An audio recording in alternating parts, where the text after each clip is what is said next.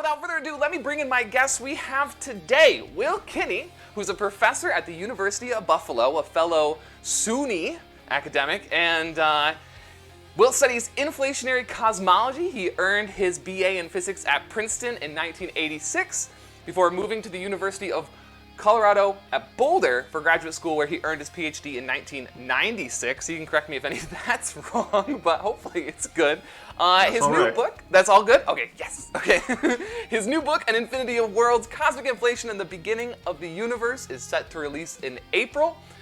Please get some claps and hearts in chat for my guest, Will Kinney. Hi, Will. Happy to be here. How are ya?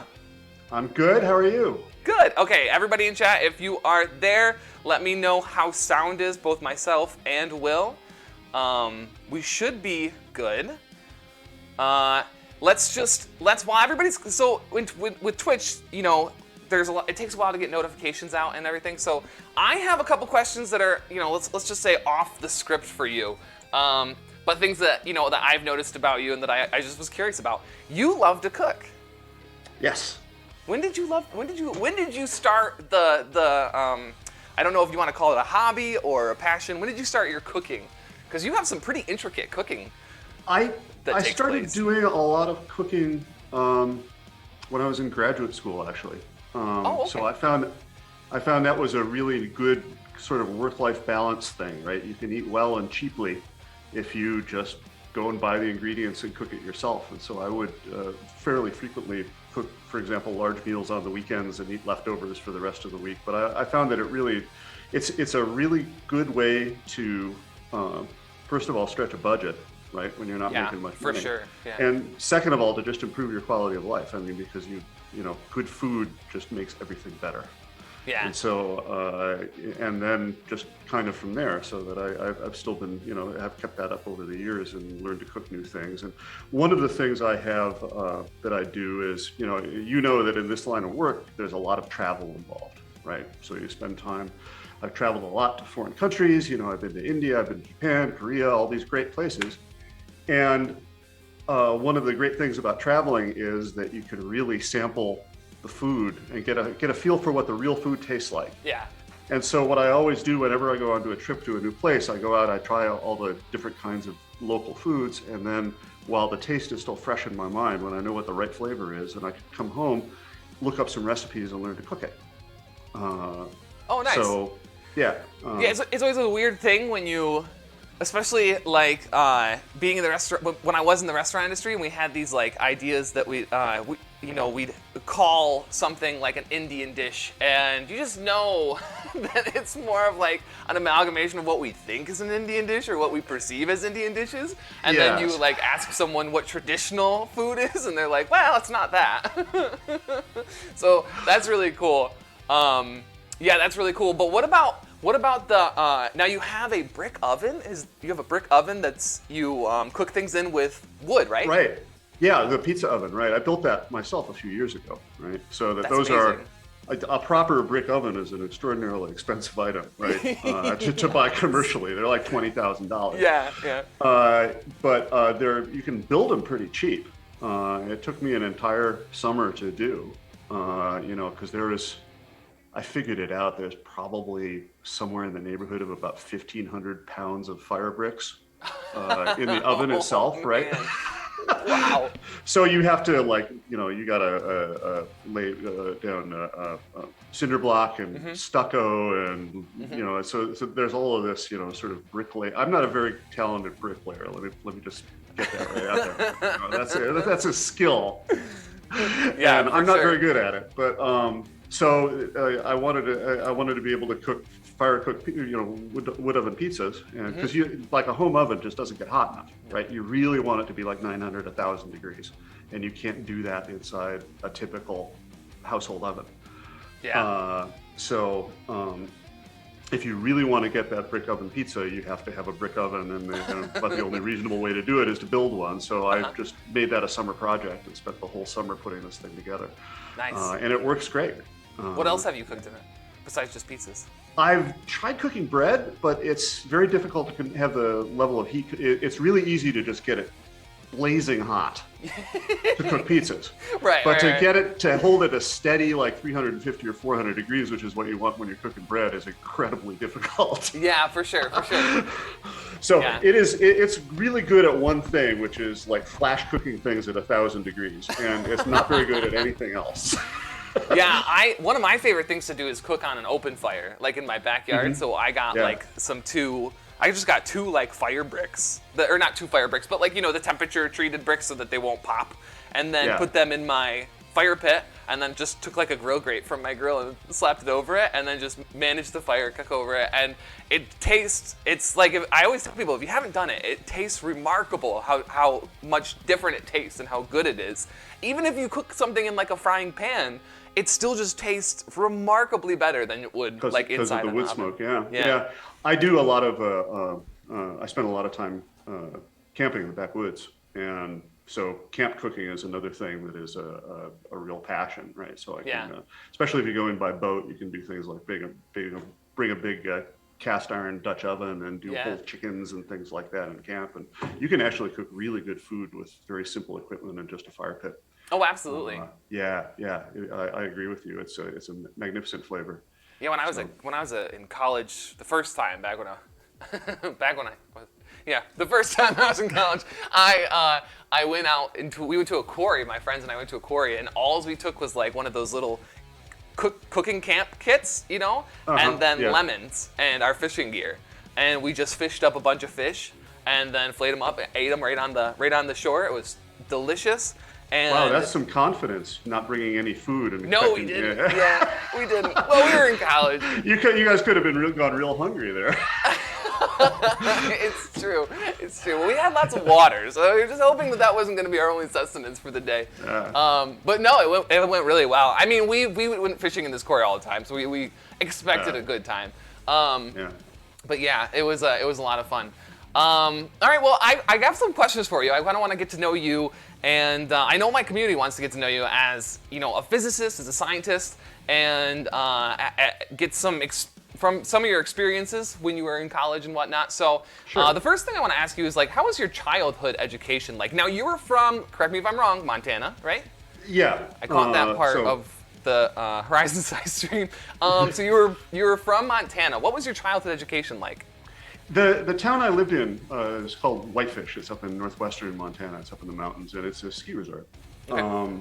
And so consequently, it's a very desirable place to live, and a lot of the teachers that I had in high school were really good. So that the schools there were quite excellent, because you've got these very talented people who were attracted to the place, to the lifestyle mostly, and they were, and so they taught school as a job. Not a lot of astronomy though, right? So, for example, most of my high school science teachers were really good teachers and very inspirational people. But they were guys that in the summertime they would, in their summers off, they would get jobs at Glacier National Park, which is about a half hour away, working as rangers and stuff like that. So these were guys who knew a lot about forest ecology and the things you need to know in order to be a ranger, and less so about things like astrophysics and whatnot. Right? So I didn't have a lot of opportunities in that regard, because I was in a very remote place, and it was a different time, right? So that we did not have cable television as far out as I lived in the woods. I mean, it existed, but you couldn't get it up where I lived. Right. And we could only get like one, maybe two television stations. The second one only if the weather was right, and that was it. Right? wiggling the two prongs. Yeah, it was a matter of if you got the skip off the lake right, you could get Channel 8, but otherwise it was just Channel 9, right? So I didn't even get PBS. I never watched Cosmos,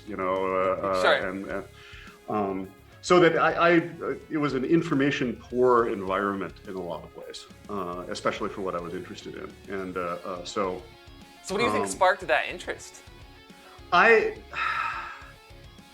think a lot of it was, when I was a kid, watching the Apollo missions, I think was really inspirational for me, right? So watching the guys go to the moon was something that really blew my mind, and that sort of got me pointed in the direction of astronomy and astrophysics. And I was a pretty big amateur astronomer when I was in high school, right? I got a telescope, and you have very dark skies out there.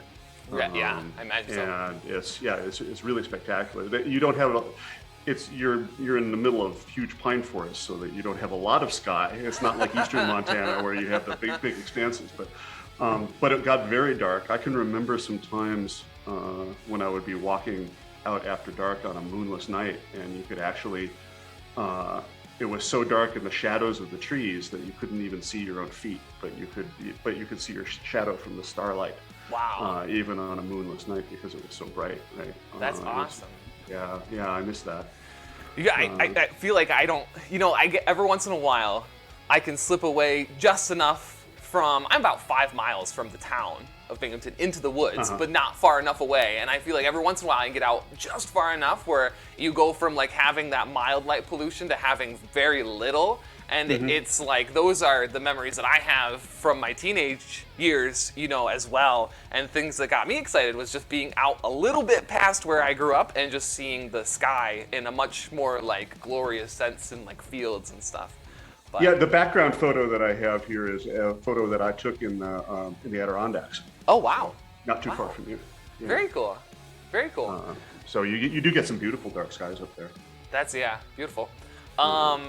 What about your did you have any extracurricular activities? Did you play any instruments or any sports or anything?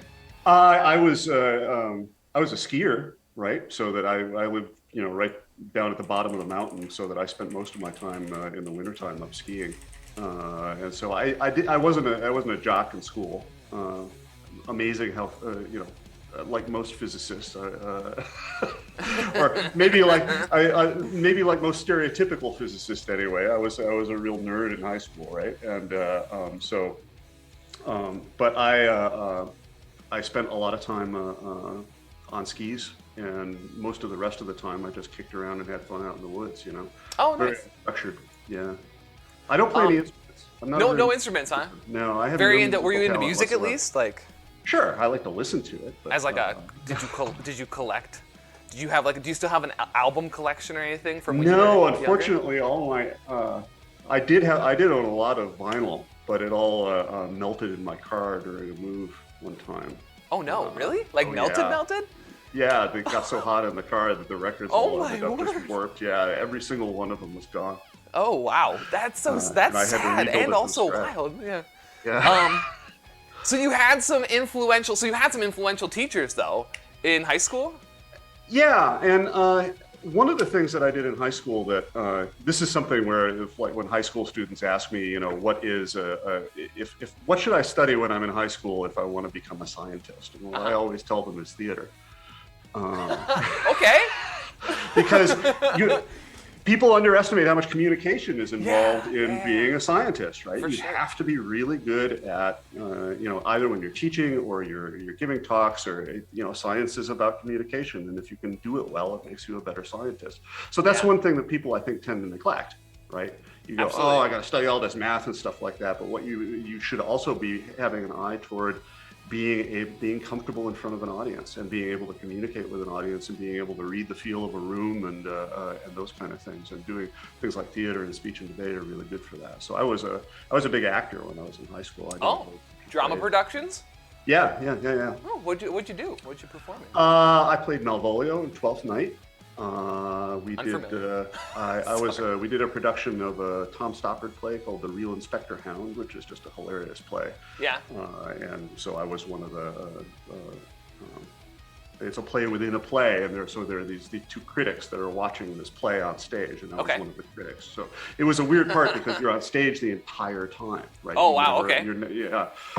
Trying to remember. That can be exhausting. Yeah, I know it was hard. It was really hard. And you're also sitting the entire time. Right. No body language involved at all. It's a very strange, very strange role. So, interesting. But yeah. So we did some Shakespeare and some Stoppard and a couple of Victorian farces and. Cool. I played Otto Frank in the Diary of Anne Frank. We did a production of that. Yeah. Nice.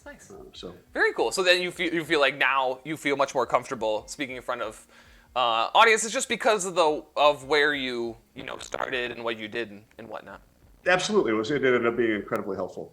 Cool. Very cool. You know, so that's an often neglected component of one's education, I think. For real, yeah. And it's hard too because because now I'm an experienced TA and I've lectured a few times, or I've lectured once and I've TA, I don't even know how many semesters I TA for, but I have anywhere from 50 to 70 plus students every semester, and I'm in front of them for, I don't even know, 9 hours a week sometimes. So it's like, it can get to be like exhausting, and there's a lot of people who come into graduate school and just don't have any idea that that's in store for them, and then they go to their first class and immediately like message me afterwards and like, Eric, help, please help. I'm like, it's okay, you'll get there, just you have to work at it. This is why one tends to, you run into an awful lot of pretty bad teachers in STEM, right? Yeah, for sure. So, and that's an entirely avoidable problem if people pay better attention to it. But also, it's not something that, especially at big research universities, that is rewarded, right? Right. No, for real. And there's, trust me, I've had there's quite a few concerns about being in science communication during graduate school and what and like there's a lot of caution that I do go into this with, because I just know that like there's certain aspects of my career that will be helped by this, but also certain aspects of my career that could be really hindered by the fact that I'm spending time on this as opposed to doing some other things that research universities really like. But nevertheless, here we are. So I wondered about what was it like then for the transition from, now I mean you were in rural Montana, so what was it like for the transition to Princeton? Was it direct? That was a culture shock, yeah. So Princeton did a good job recruiting me, right? So I got it was pretty much SAT scores that brought me to their attention. Oh wow! And so I took the SATs, and then I started getting just like these mountains of these glossy brochures from all these different colleges, as one does. Maybe not, but so at the time they would mail you these packets, right, to try to recruit you to come to the college, and so I was just getting mountains of this stuff. And they'd all have these things with pictures of happy students on campus, the usual stock photos. Pristine fall days. And Princeton just sent me a single business-size envelope with a one-page letter in it that said, we'd like to invite you to apply. We're only sending this letter to 4 people in your state. I don't know if that's saying something about Princeton or about Montana, but... Well, it's a small place, yeah. Sure, so so that impressed the hell out of me, and so I applied, and that was that. But it was a very canny move, because it was just very classy, like So it said, we're only sending this letter to 4 people in your state. We're going to take a real interest in the results, So absolutely. It made me feel like I was not just being put through an algorithm or something. That they were actually paying attention to this, right? Right. So it's wild that to see the I think this might be the first case of an SAT score working as intended, where like someone without access to like higher or without access to like these more I don't know what you want to say, academic these interesting academic places like Princeton and whatnot, actually taking a look at an SAT for that. Now it feels like, and mine was certainly the case, is my SAT score was sort of like a filter. Like I don't remember getting a lot of those letters. It was more like the letters that were like, well, good enough. So maybe if you want, we'll consider you with the other 20,000 people in your town. It's like I felt like the opposite. But like it's cool to see that because I mean the SATs can be a great thing if it's applied in that scenario, and it's like it's a difficult thing to actually see in nature. So that's cool. And it was, to me at the time, I mean, it was sort of the notion of normal that was there when I was growing up in the place and the time was, you graduated from school if you wanted to go to college, and you were a technical kind of person, you'd go to Montana State at Bozeman, which had the engineering school and all this kind of stuff. And if you were more of a humanities person, you went to University of Montana, Missoula. And those were your options, right? And, Montana or Montana. And both are fine schools, but I actually briefly attended U of M in Bozeman, in Missoula, but But then getting all this, the taking the SATs and then getting all this attention from colleges really opened my mind a bit. But it happened almost by accident. I mean, it wasn't Sure. something. Yeah. Sure. So what was it like when you made the move then? I mean, like, what was it like just being... Princeton is kind of in a more calm part of New Jersey, if those things exist. Like, if you go anywhere close to Trenton or like Camden or whatnot, it gets a bit nutty. But like, how was it, moving into that area of New Jersey as opposed to being in rural Montana? It's rather different, right? So going from a high school in Montana to college in a place where just about everybody was coming out of prep schools, and we didn't have any AP classes; they didn't exist, right? Sure. At my school, and everybody else had advanced placement and all this kind of stuff, and so it was very different. One of the things that I think that I saw happening there, that I think also happens sometimes in grad school, is that the filter that happens is that when just about everybody there, when they were in high school, they were at the top of their class, right? Yeah. So this was everybody at Princeton, probably a huge percentage of them were like valedictorians of their class and got straight A's and all this stuff. And you get to an environment where that's everybody else is like that. It means you're kind of that just puts you at the mediocre level, right? Right. And so suddenly you're surrounded by all of these highly academically accomplished and talented people. And you're no longer a big fish in a small pond, you're a small fish in a very big one. And that can be really difficult to adjust to for a lot of people, right? And so if you've grown up being able to skate through school pretty easily without having to work all that hard, then all of a sudden... To be honest with you, though, like, I had that experience, and I think that was one of the biggest reasons why I wasn't successful my first time in college, is because, like, I came from a very small private school, and I was like the only person that was interested in math and physics. So like they couldn't make things difficult for everybody else because I was the only person that actually cared at all about it. So like I went through and I was just like breezing through everything. And I really enjoyed it, and I was like, I kind of loved the limelight of being like that only person that actually cared about any of this stuff. And then I went to school, and it was just like now you're in a class with like a bunch of other people that all care about it, and you're no longer, you can't, bathe in that limelight anymore, and it's a weird thing. It's a weird thing. Yeah. What was your undergraduate research like? Or did you must have done undergraduate research. What was it like? One of the things that I really appreciated about the way undergraduate education is done at Princeton is that everybody does a thesis. You do two papers, two big research papers your junior year, and then a senior thesis. And I think that was one of the most valuable educational experiences I had in my undergrad was writing that thesis. Sure. I mean, it was a miserably hard a lot of work, right? I mean, right. Oh God. The flashbacks. Yeah. I got on a schedule when I was finishing my thesis that I would sleep until about like 11 in the morning, get up, grab some lunch, and then work until probably about 4 in the morning. Oh, why'd you pick those hours?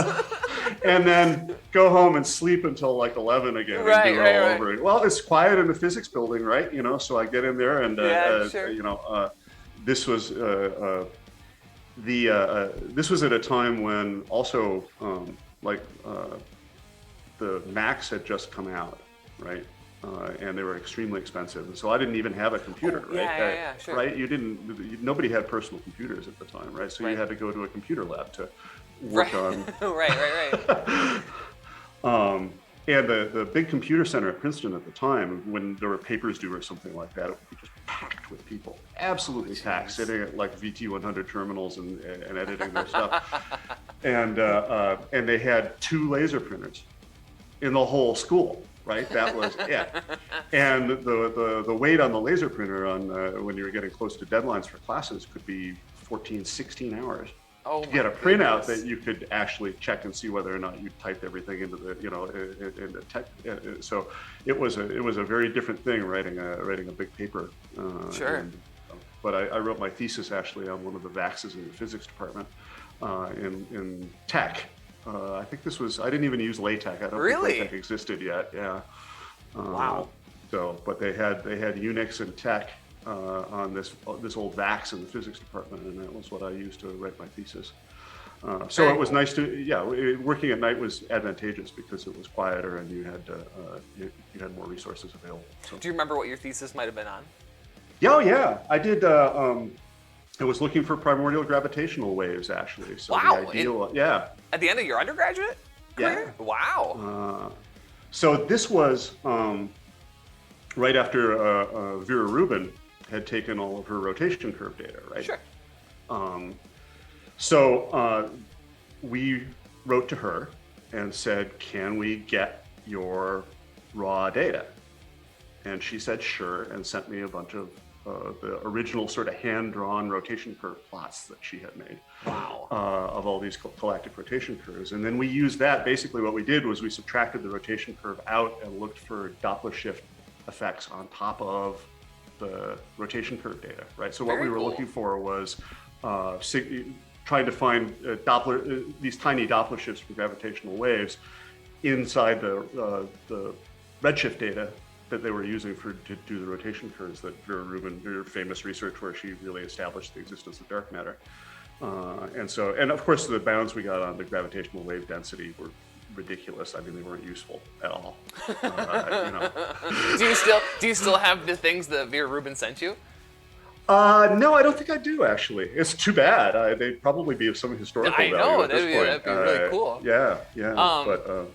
All right, well, if you're just joining us now, my guest on today's stream is Will Kinney. We will be taking questions towards the end of the stream, so if you have a question, !ask, space, followed by your question, and then it will go to a separate thing. You can ask about anything and everything, inflationary cosmology, Will's life as an educator, as a scientist, as a student, and then we will handle that towards the end of the discussion. But again, let's jump back in. Now, did you have any mentors in undergraduate at Princeton? Anybody like notable that was like, I mean, you had a research advisor, I imagine, for your thesis. Yeah, I did my thesis with a guy, he's at Haverford now. He actually didn't get tenure at Princeton. A guy named Steve Bond, who was a really good teacher and a nice guy. And so Jim Peoples was the second reader on my thesis. That was the thing, that physics there you department, go. yeah, was just full of famous people, right? Sure. So Dickey was there, Peebles. My freshman physics teacher was Dave Wilkinson, right? Dave Wilkinson. Yeah, as in the Wilkinson microwave anisotropy probe. Okay, sure. Guy. Yeah. Okay. So yeah, I mean, it was the physics department at that. It still is, of course, but at that time it was a different cast of characters. But they were all very famous people. Yeah, so it was interesting to get to rub elbows with all those guys. That's very cool. I was in the same graduating class as Jeff Bezos. We were in the physics department at the same time. Did you talk to him? No, I didn't know him, actually. Yeah, we never hung out. It might have been for the better. I don't know. Although you might have gotten a spot on that ship, but no, that's still pretty cool though. So you went to University of Colorado at Boulder for your PhD. Right. What was the experience like for you to get into graduate school? Did you have a lot of options? Were you like, did you narrow it down to Boulder, or was it? First of all, I took 5 years off and worked in industry between undergraduate and grad school. Right? That's why I wrote software for banks. Oh, okay. So yeah, it was great. I love my job still. Like, that's like what you do if you graduate with a physics degree and don't. Yeah, you go into IT, right? Right. Yeah.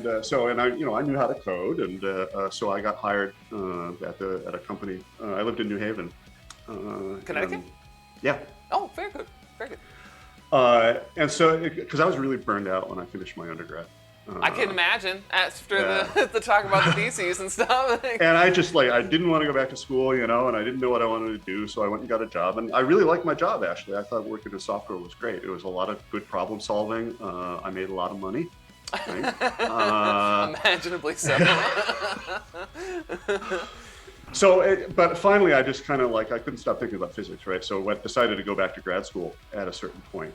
And so it was a bit of a complicated path because I had to hold down this job. It had been years since I'd done any physics at all. Sure. But I happened to live in New Haven, so I also had a whole lot of money kicking around because I was making a corporate salary, right? I was making real money. And so I just went and talked Yale into letting me just like take a grad quantum mechanics class, right? So that was how I got myself back into grad school, was I just took quantum at Yale. Nice. And just paid out of pocket for it, right? Just paid full tuition, and for the one class, it was expensive, but it was worth it. And that got me back in the game, and also I think was helpful in convincing graduate schools that I would be a good choice, right? Because it's like, okay, I got an A in graduate level quantum mechanics at Yale. I think I can probably handle your program, So, and I applied to a bunch of schools. And one of my real priorities, I think, when I was looking at grad schools was just living someplace I wanted to live. Oh, okay. That's an interesting priority to have, but a good one if you can. If you absolutely can do it, it's a good thing to think about. I was also getting sick of the East Coast, and I missed the West. But here you are. You're back. So I wanted to go back West. And Boulder's a great town, and it's a very good physics department. And so I did not get into everywhere I applied to grad school by a long shot. So a lot of that was a choice that was based on. I mean, it's an excellent physics department, but it was also in a place that I was really interested in living. And I think that's actually more important than people think it is. Yeah.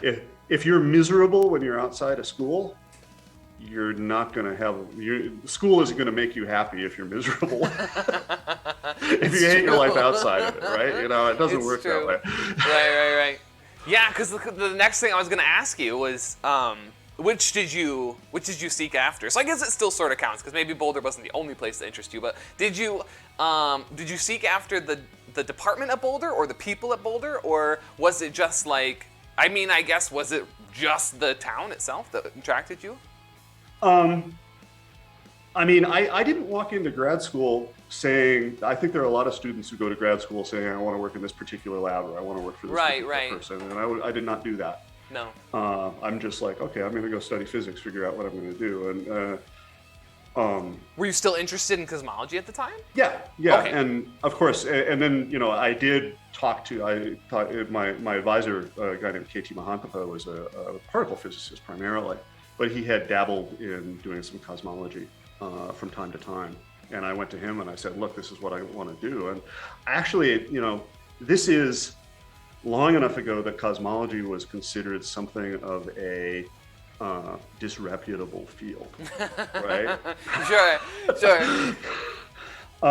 So that I remember when I was giving my topic defense for my thesis, and I was still kind of trying to figure out exactly what I was going to do, but I went through and gave sort of an overview of the state of the field, and here's what's interesting, and I remember getting more than a little pushback from my committee, as to whether or not cosmology was a sufficiently developed subject to even do a PhD thesis. Sure. Yeah. My advisor. There was skepticism with this. My advisor, my former advisor, went to a school out there, and he told me. What did he tell me? We did study at the time before he left. We studied astroparticle physics, and he told me that he worked on the Cork Problem before it was the Cork Problem. Like it was like just the problem of quarks. But it was still a problem. Yeah. Yeah. So he worked on it, and this was, I think, before his time with Wally Greenberg. And he said that there was this notion of, and it was in Colorado too, coincidentally. This is what made me think of it. But he said there was this notion that if you wanted to do anything with particles and space, then people were very much like against that. and he and ended up like, if you want to do something with particles, you stay into like, the quarks, or like, building up to what would be the standard model and things like that at the time. Right. Because this was like early 70s, very, very early 70s and late 60s. So yeah, so this was at a time right when Colvin Turner came out, right? And was I mean, everybody read that book because it was. I think that the influence of that book is probably underestimated now. Because when these guys, when Rocky and Mike and Josh Freeman and these guys formed the Fermilab Theoretical Astrophysics group, right? Okay. They basically sort of invented particle astrophysics as a field, or they were among the inventors of this, right? Sure. So that they really get a lot, in my mind, get a lot of credit for taking this and turning it into an established field. And they were, at the time, they were sort of renegades, right? So they founded this group at Fermilab that then really went on to inspire a lot of other people to do that kind of work. And I remember reading Colvin Turner, just working through it cover to cover, and just being really amazed by it and saying, this is the kind of thing I want to work on. But it was a new idea at the time. Sure. Right? Yeah. Really applying particle physics in that way. And of course, they, ahead of them were guys like Dave Schramm and Jim Peebles and Gary Steigman and stuff, like people who had been working on nucleosynthesis in particular, right? So that's really where particle physics and cosmology first met, was in the question of primordial nucleosynthesis, I think. I'm not a historian of science, but I mean, this is at least my understanding of sort of the development. Right? And that's how I got from conversations with my former advisor, when he was, interested in these things, but was also advised to not study them. Right, like yeah, because people really looked at you askance if you wanted to do this. And of course now, I have of course gone back and had a chance to talk with the committee member who was giving me a hard time at my thesis defense, and rub his nose in it. In a friendly way, Sure, he's like, sure. I was wrong, you're right. I can't imagine, like, now being in the field where I'm at right now, like, I can't imagine, like, someone being like, you shouldn't study cosmology because it's not a good science. And it's like, that's, to me, it's so silly, like, knowing where it's at now, like, and it was not so obvious at the time. Sure, and people say that to me about things that I've been interested in it as well. Like, oh, you shouldn't be interested in that. Don't worry about that. And and then I wonder, I wonder which of those things, Well, that's the hard part, is figuring out which one of them. You don't know. Right. Oh man. 9 out of 10 times it's going to turn out to be a dead end, right? At least 9 out of 10 times. So you not only you have to be lucky too. You have to be willing to be lucky. There's I talked to Richard Isaacson at one conference, who was the NSF leader of the gravitational section of the NSF. And at the time, this was right when, or maybe he might have just stepped down. He was there because it was at a place out in Schenectady, Union. And it was, Ray Weiss was giving the local chapter of the APS, talk. And so Richard Isaacson was there, and we were talking about, I was telling him I was interested in time, and I was an undergraduate, so I didn't have a good perception of what I would be, doing, but I just knew that I wanted to study something that revolved around time. And, he advised me, he said, don't worry about, what people tell you about it. He's like, if you're interested in it, just study it, and, everything will come naturally. Just study it, and they'll be fine. And he's like, don't worry about money or accolades. And I left the conversation. I'm like, yeah. And then, like, about a year later, I was just like, wait a tick. Like, I still need funding and a job, and, like, all that stuff. And I'm, like, very nervous now. But I get what he meant. There's a certain amount of survivorship bias at work there, yeah. Right. And there's definitely like there's these ideas that exist and you want to pursue them, but there's always, the caution is such a good thing to listen to sometimes, and other times it gets in the way, yeah. But you're talking to Ray Weiss. People thought those guys were completely nuts, right, for proposing LIGO. They thought the prevailing belief was that was never going to work. Well, then you also had Weber at that time, right? With the Weber bars, and like those turned out to be a rather like a rather, inconclusive experiment, you know what I mean? Like, so how do you go from like saying, okay, we're gonna do this, but with, a light beam, and it should be better. My undergraduate advisor, Steve Bond, did his PhD with Weber. Oh yeah?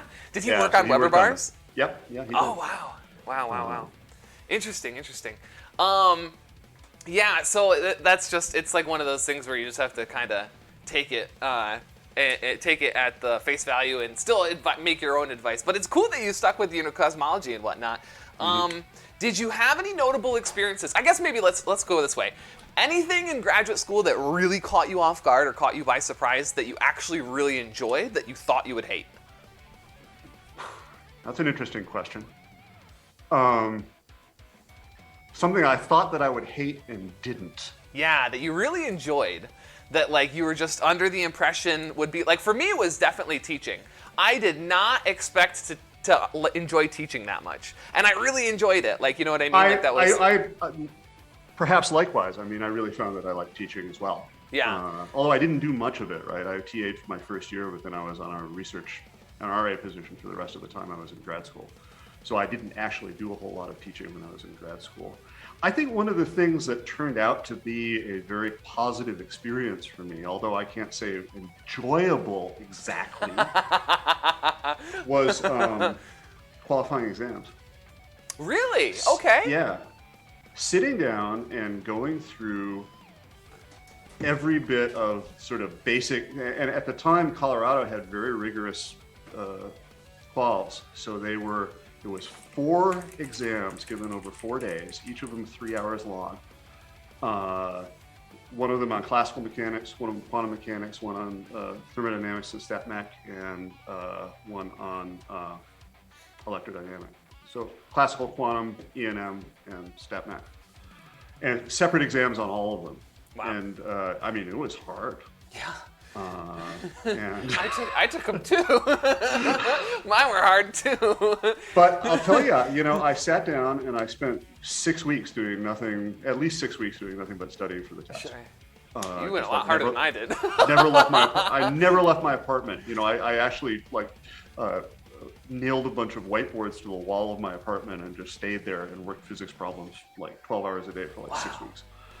Wow. And man, I learned a lot of physics. Yeah, no, you really do. You really do, yeah. Did you study by yourself for your qualifying exams? You didn't choose to study? Yeah, I did mostly. I mean, I had some people that I studied with occasionally, but I found that it was just easier. And what I did was I went back through all my notes and rewrote them as a set of summary notes. Oh, wow. So I went through all course notes for all the classes, rewrote notes summarizing all the topics and the main ideas and everything like that, and wrote it all out in notebooks as I was studying. And doing problems along the way. And I still have those notes. And those notes have formed the basis of graduate classes when I teach them, right? So so that I walked out of there with a set of basically good summaries for a whole bunch of different graduate level courses, arranged in a way that is useful for me in the way that I understand them. And that ended up being an incredibly useful thing, because then I'm going and teaching these classes, and so I have a full set of notes on Goldstein that I can just use as the basis for my course, and so that ended up being a very positive thing. And I wouldn't have those resources available to me if I hadn't had to do that work in order to pass the test. I took like 3 years to get my introductory physics notes in order just to keep doing the same class over and over again, and then I learned my lesson. So then this semester, or this last summer when I lectured for the first time, I was gonna have the cleanest, most pristine set of notes that I'll just keep with me forever. Because like when I first started TAing, I didn't write good notes at all. Then my second year, I was just like, okay, I'll do a little better this time. By my third year, I was like, what was I thinking these last 2 years? So then finally, like my third year was the year that I packed up. But people underestimate how useful it is to have good notes and save them into the for the future, especially handwritten or LaTeX. You know what I mean? So there's those are just really, really helpful things. So what was your research on for your PhD? What was your thesis about? I worked on inflationary cosmology. So I did. This was, which once again was a bit of an accident, right? So this was the COBE satellite data had just come out really a few years before that. So the first measurements of the cosmic microwave background anisotropy. But none of the acoustic peaks had been seen yet, and it was, COBE was a very rough measurement. It was an existence proof, but there wasn't a whole lot quantitative in terms of constraining things like the primordial power spectrum and stuff. So there were basically two leading theories at the time of origins of cosmic structure. One was inflation, and the other one was topological defects, cosmic strings, primarily, right, or textures. And it was sort of a coin flip as to which one to work on, right? They were two completely different approaches to the same problem, and it was unclear which one of them was going to be more fruitful. Right. And so I just started reading stuff Sure. and found an interesting problem to work on that happened to be in inflation. And it, in the long run, of course, that we now know that that turned out to be the right horse to back. But once again, just largely a matter of luck rather than any kind of insight or planning. Man, I got to talk to you after about how you've been picking your things to study, because I got to get in on some of that luck. So I did. There was some papers on a particular kind of inflation called natural inflation. The idea was that you used a pseudo Goldstone mode, and that this had advantages in that one of the big problems in inflation is that you have to have this very flat potential, right? Essentially, that the self-coupling of the field has to be tuned to be incredibly small. Okay. And that's a problem in perturbation theory, because now every time you add another order in perturbation theory, you have a constant you have to renormalize, and it's hard to keep the potential flat. This is known as the eta problem. Okay. As in the Greek letter eta. Sure. And so perturbative corrections tend to spoil the flatness. And pseudo Goldstone modes save you from that, because there's this global symmetry that's still there, and therefore it's perturbatively well behaved. And you, once you fine tune the potential to be flat, perturbation theory doesn't ruin it. Is the idea. Okay. But the original papers on this by Katie Fries, Angela Olinto, Josh Freeman, Fries, Freeman, and Olinto, I think that was all on the first paper on this, was a very sort of hand-wavy argument about this. They didn't really do any detailed calculations starting. And so what I did was I actually came up with some examples of doing this in actually going through loop perturbation theory. So writing down specific Lagrangians with specific kinds of symmetry breaking in them that would lead to this sort of mechanism, right? Yeah. So I did model building based around that idea. And it's cool because I've since, I've had a chance to collaborate with some of the people who came up with this model originally. I've done a lot of work with Katie Fries, for example, who's a wonderful person and just a brilliant human being. Sure. And we subsequently worked a lot together, and it's really neat. She's one of my heroes, right?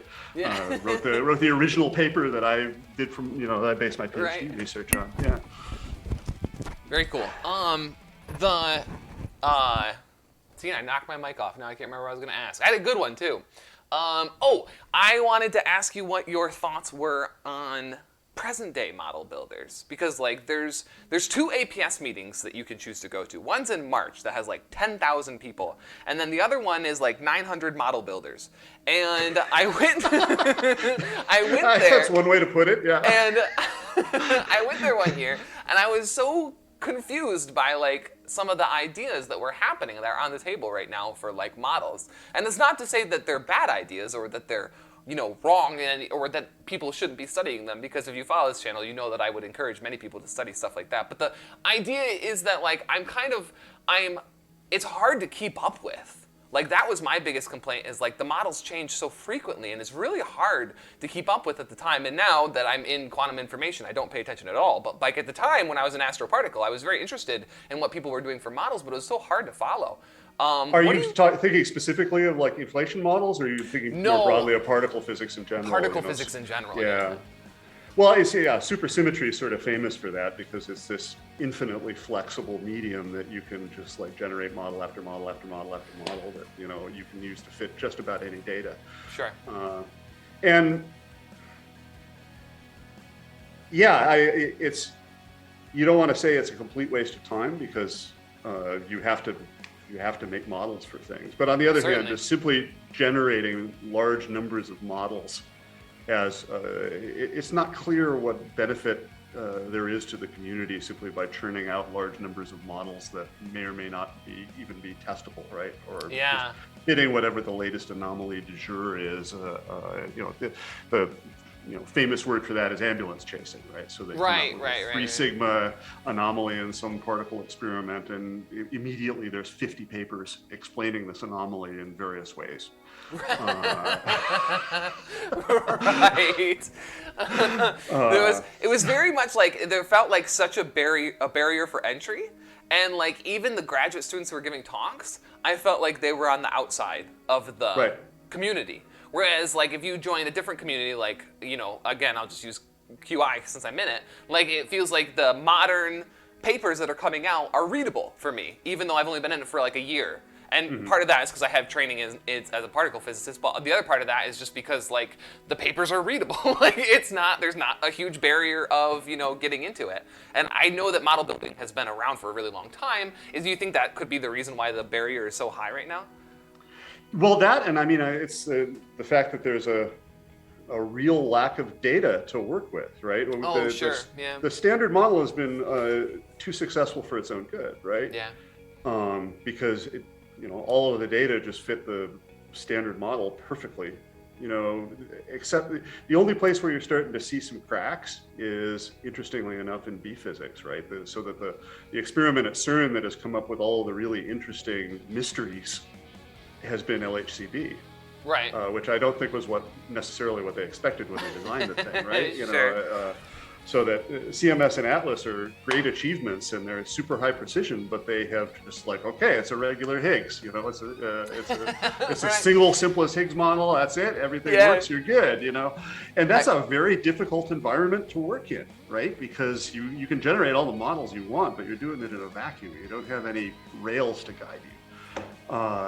This is the problem that faces the field right now. I remember being in a World Science Festival show, and it was about oh man, I don't remember what it's about. I think it was about LHC, and the one of the main guests was Nima Arkani Hamad, and I remember this because I didn't know this was a thing at the time. I was still like I don't remember when it was, first year maybe, second year. Must have been first year. So I was still very green with a lot of these things, and I remember Nima going on stage and they were talking, and Brian Greene asked him something about what they expected to find at LHC, and Nima went on this long tangent about how they very much anticipated. They had all these different models of the Higgs, and they were very much excited to figure out which model of the Higgs it really was. And there was this one really boring one where it is just the Higgs. And then Nima said he was so disappointed, and so many people were disappointed that they were all like really excited that they found it, but they were all really disappointed because it just fit so nicely. It's just the boring old Higgs, like no new things. Well, before the discovery of the Higgs, people were referring to that as the nightmare scenario, right? It would have been more exciting to not find the Higgs, right? A negative result would have been mind blowing, right? Or if you found evidence for these, one of these more complicated Higgs sectors or something like that. But no, so it was the worst possible outcome to just get that one particle and nothing else. Now life gets hard. Yeah. Release the model builders. Yeah, it was. And I was going to say that with respect to model building as an undertaking, it's very much a product of culture, right? Okay. So that this is something that especially the United States theory community really bet heavily on. Was this SUSY BSM model building as the way forward, right? Right. And so there are lots and lots of people doing this in theory groups in the U.S. Europe really put more of the Europeans, and I think wisely, put more of an emphasis on collider phenomenology and some more of this kind of workaday stuff that American physicists kind of think is boring, right? Jet substructures, this kind of stuff. Except of course, it turns out that it's all that boring stuff is now what you need to do in order to tease any more information. You got to get down into the weeds to learn anything from the LHC now. Right. And so in retrospect, it seems like kind of a bad bet, because had SUSY been discovered, for example, all of these, it would have been open season for the model builders to do all this great stuff. Yeah. But since it doesn't appear to be there, at least from what we can see now, Right. that if that continues to be the case, then a lot of this will have been kind of wasted effort. Yeah. And it, really, there aren't many groups in the U.S. who are doing this sort of workaday collider phenomenology. Our department, our group here at Buffalo, we made a conscious choice to head in that direction because it's not done much in the U.S. But you actually had to have that conversation. Yeah. Oh, wow. But it was a conscious choice on our part, and I think a good one. We have an interesting thing in chat. Justin says, I wonder if that's because the superconducting super collider wanted to do phenomenology. See, it says even Peskin and Schroeder seem like it's just built to get students to model building ASAP. Oh, yeah. I'm not too familiar with Peskin and Schroeder. I haven't read it either, so Yeah. I'll think. Yeah, but I think that's true. Especially, like I said, I think that there's a strong bias toward it, especially in American physics departments. That's if you want to get a job doing theory, that's what you do, is things like Susie model building and stuff like Right, that. right. Interesting. Yeah. Okay, so then you graduated with your PhD. That happened. And then you, where did you go? Where did you move after? But like maybe talk about a little bit of the experience of getting the job. Like, did you have a job when you graduated? Did you have time off? I had a job lined up. Right? Oh, okay. So I applied for postdocs, when I was working on my thesis, and so by the time I actually finished my thesis and got my degree, I had the job lined up at Fermilab in Chicago. So I went and worked for. It was my dream job, right? Yeah. So I was thrilled because these people were my heroes, right? And so I got a chance to go and work with Rocky Kolb and Scott Dodelson and these guys who were really the people who.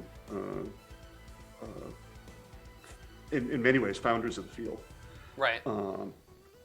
And it was the place to be at the time. I mean, there was no question that everybody wanted to work at Fermilab, and just about you look at the people who went through that group in that period of time, right? I mean, and they are all, they're all names now. Right. So the first time I met Sean Carroll was like my first week in my postdoc. Sure. So it's the list of alumni. We actually did sort of an alumni reunion of the Fermilab Astrotheory group one time. We just had a little workshop and brought everybody back who had postdoced in the group, and it was a real who's who of Yeah, that's awesome. See where you cosmology guys went, because you all went to very interesting places from there. Yeah. So that was the job that I really wanted, and I got the job somehow. The interview process was quite interesting. So I had actually, I was working on my thesis, and I wouldn't come into the office sometimes for a couple weeks at a time. I just like work, so they couldn't get a hold of me to offer you the job. Yeah. So my Really, I advisor think it would've finally paid did. He more says, "I've been attention to getting these that." calls from Fermilab. They want to talk to you." I was like, "Oh hell." You imagine coming into that kind? Oh my goodness. Yeah. It's like, oh no. So they said, "Look, do you want to come out?" And this was on late in the day on a Wednesday when I finally found. And they said, "Well, do you want to come out and give a talk?" And I said, "Sure." They said, "Okay, we'll schedule you for the lunch talk at Chicago on Friday." So I had 48 hours notice. Oh no. And I had to go out and get a plane ticket and fly out to Chicago. And They must have had to cancel or something. How do you go? Like, they didn't Right? like what?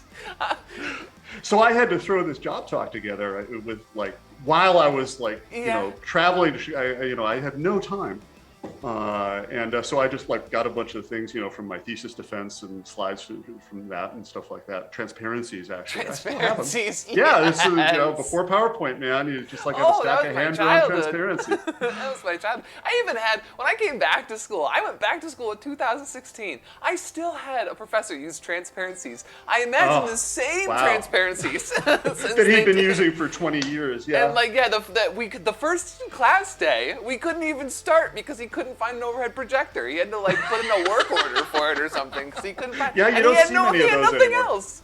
He had nothing else. He had no like wait. I'm like, he didn't even want to write the transparencies on the board. He's just like, we'll just meet back tomorrow when I get an overhead. And I was like, Oh, okay. man.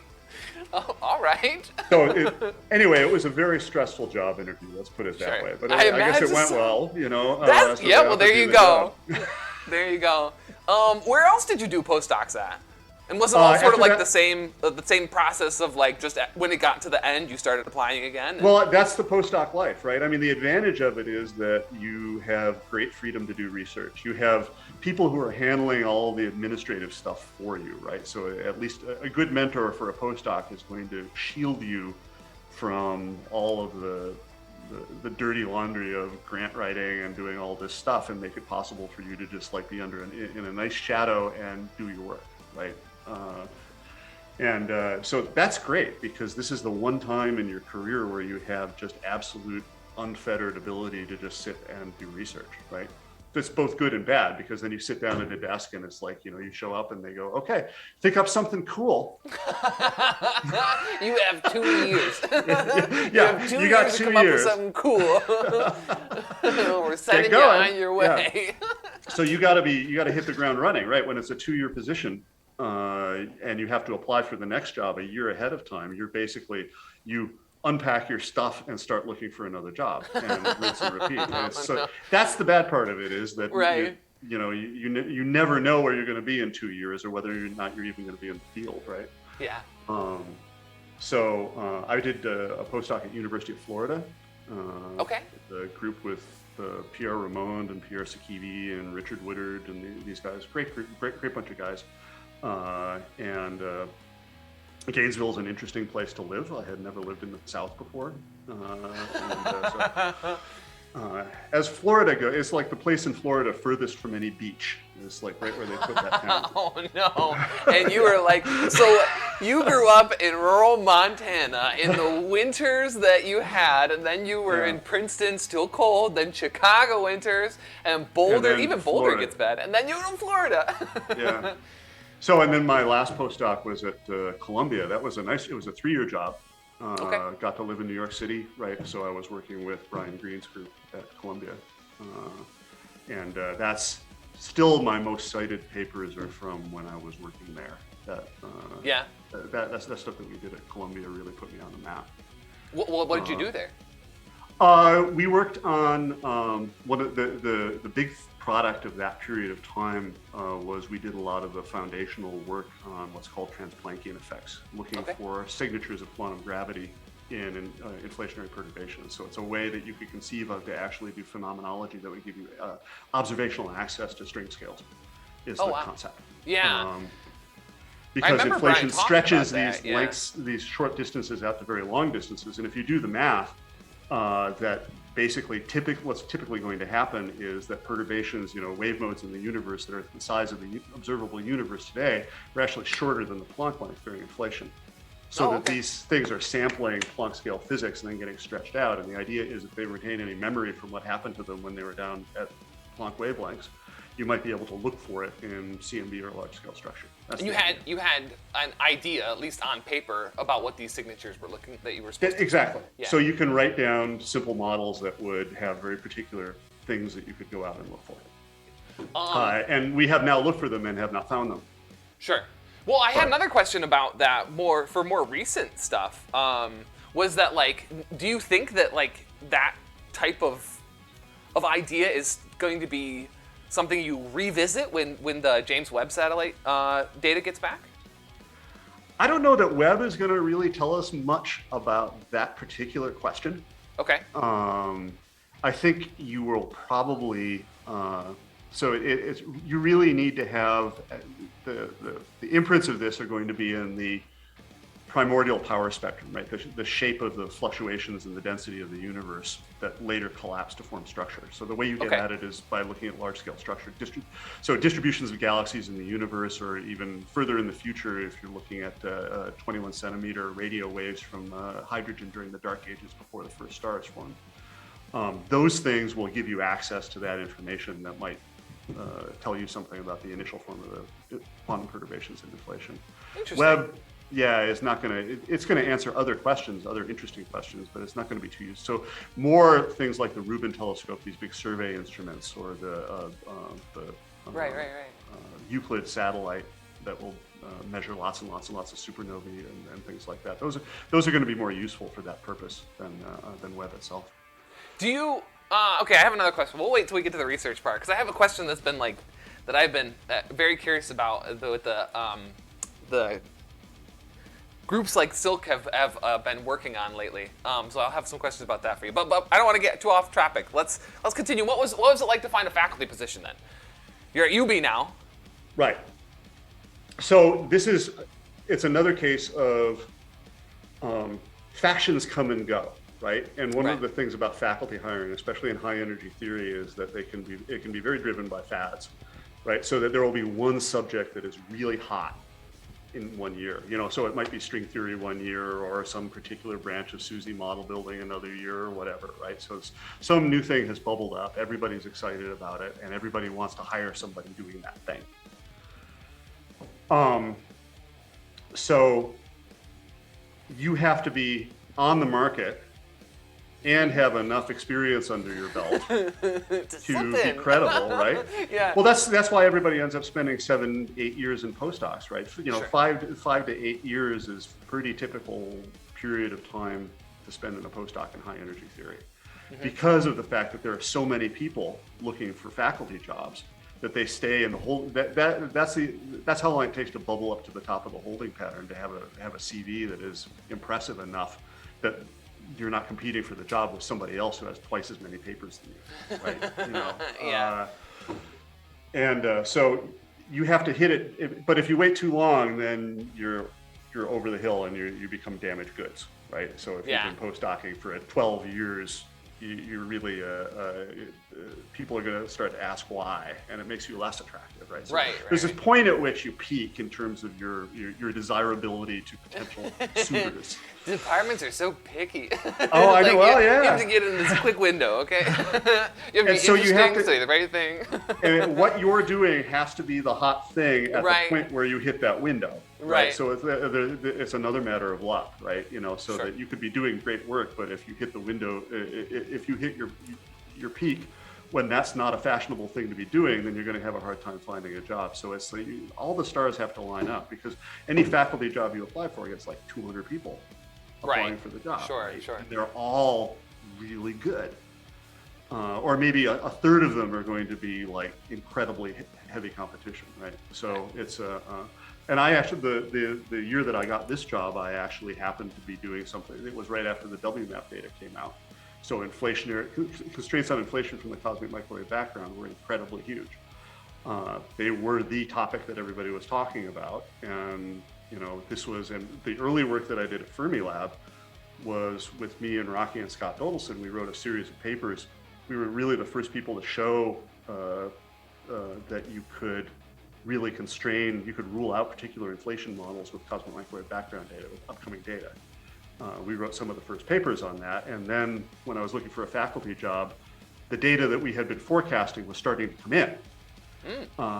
And so it's like, okay, this is good, right? And that really helped me. So I got a lot of interviews. I interviewed at Buffalo, University of Texas at Austin. I was shortlisted at University of North Carolina. So it was funny because we at Columbia, we had a big group office. So it was me and Richard Easter and David Tong, Amanda Waltman, Ted Baltz, who is now no longer in the field. But I mean, it's all most of these people are people you've heard of now. Sure. And we all were looking for jobs at the same time and actually getting shortlisted at a number of the same places. So one of us would disappear to interview and then the next guy would disappear to interview at the same place. Did you talk about it? Were you like, did you just go to University of Texas? Because I have to go next week and I want to know how you did, just out of curiosity. I'm rooting for you, but. So there were a couple of places where like 2/3 of the short list was from our office. Those must have been some interesting lunch conversations. Luckily, we were all very good friends and we supported each other. It was a very positive environment. That's there wasn't good. any backstabbing or anything like that. You didn't get any questions about your group mates from the universities or anything? Obviously, the people who were I don't think that the people who were inviting us out to interview were really aware that we all shared one office. They obviously knew we were in the same group, but that we were actually physically had our desks like 5 feet from each other, with no wall in between them. That's hilarious. Wow. And then so you accepted the UB job. How's your time been there? How long have you been there? I know that you've left a few times because you spent some time in Sweden, right? Well, yeah. So I started here in 2003. Okay. Right. So I was at Columbia from 2000 to 2003. I like the department here. It's a very collegial department. People are nice. People get along with each other, and I have seen enough dysfunctional academic departments to really value one that is not. Let's just put it that way. Sure. I think I've seen too many, and I am a graduate student, and I've only seen a few, and I just don't think there's too many. There's some. The SUNYs are remarkable. Like I really like Binghamton. I don't know too much about UB, but I know some about Stony Brook. I feel like the SUNYs are quite remarkable especially in physics. I agree, and I've really come to love it. I like the students that I get here, right? Because UB it has remarkably low tuition, right? It's really cheap, even for like public state schools. Right. And so you get a lot of like working class kids from Long Island and this kind of stuff. And so the student body is really, it's not an elite school. It's a very down to earth group of people. And I like working with the students because they tend to be, they work hard, they're serious about it, they're really grateful for being in colleges. They don't have any kind of sense of entitlement, right? This is a big deal for them. A lot of them are first generation students, like their parents never went to college. Kids from working class backgrounds and stuff like that. And I really enjoy that environment as a teacher. Right. Because the students are really glad to be there and value what it is that you're giving them in ways that I think is probably less true at more elite schools. Yeah, I agree. And the other thing that I would add to that is that like especially if you go to one of the higher tiered SUNY schools, is you can do some really competitive research, like really top tier research. We're in R1. I mean, we're the real deal. We're doing, so you get that if you come to a place like this. And it's really cool. It's really, people sleep on it way too hard. And then like I wouldn't be surprised at all if, SUNYs are on the level of like the state schools at California, like in 20, 30 years. I wouldn't be surprised at all if we're on that level because just the departments are growing rapidly and they're doing really big things and it's really exciting to watch kind of from like this stage. I had a conversation with Eric Weinberg a while back and he was telling me about how Binghamton came to be. And he was telling about from like Harper College. I don't even know how he knew these things, but like he knows knew everything. Yeah, apparently, because like he was telling me about how it was Harper College and it went under, and then the state had to buy it and then fix it up, and then it became Binghamton. And it was just it was remarkable to see where it came to then. And then I worked with my former advisor who has been here since the 70s, and he was telling me how Binghamton started to rise and they gained a graduate program and lost the grad program and then got it back again, and then there's like all these like really cool things happening, and now we have Nobel Prizes coming this way, and we have all these other really exciting research opportunities. It's really cool to see and to hear about. So I've been very happy here. Yeah. Well, tell me about Sweden. What took you to Sweden? That was just a sabbatical. Right. Okay. So a lot of these sort of the other places that, for example, I have on my CV is where I have been visiting gigs that I have done on leaves from here. So I was at Perimeter for a semester in 2007. I was hanging around at Perimeter when they first got it started, where the offices were still in the old bar on King Street. Right when they were a brand new startup. And they very much had that mentality, right? It was like Mike Lazzarides threw a bunch of money at them and said, "Here, start doing theory," right? And so it was a very different way of doing things at the time. So in Sweden, my friend Katie Fries, right, who did the original papers that I did my thesis work on, we had since become friends and collaborators, and she had just like a ton of money. And so I called her up and said, "Hey, can I come visit?" She said, "Sure, yeah." They took my salary and paid for an apartment in Stockholm, and I went and lived there for a year. That's amazing. And worked with the group, and it's a great group at OKC. I mean, it's really nice, and Stockholm's a wonderful place to live. Yeah, I have some of my heritage is from Sweden. Like my I think it's great grandfather came to the States from Sweden. Oh, yeah, and he, so that heritage kind of passed down. So it's always one of the things that I've always wanted to get to was to go out and spend some time in Sweden. Do it. It's a beautiful country. It's really nice. I love Swedish culture, and I mean it's a very sporty town. It's a lot like Boulder, that everybody's always outside doing some sort of crazy exercise thing. It's so it's Sure. it's a very very athletic town. Yeah. And which is nice. It makes for a nice environment. Very cool. Okay, so let's, if you're just joining us now, or if you joined us in the past, I haven't given enough announcements about this, but this is my guest, Will Kinney. He is a inflationary cosmologist at the University of Buffalo. If you have any questions for Will, you can put them into the question queue by pressing !ask followed by your question, and then I will grab it and have it on the screen right here that I can look from when we are done with the conversation.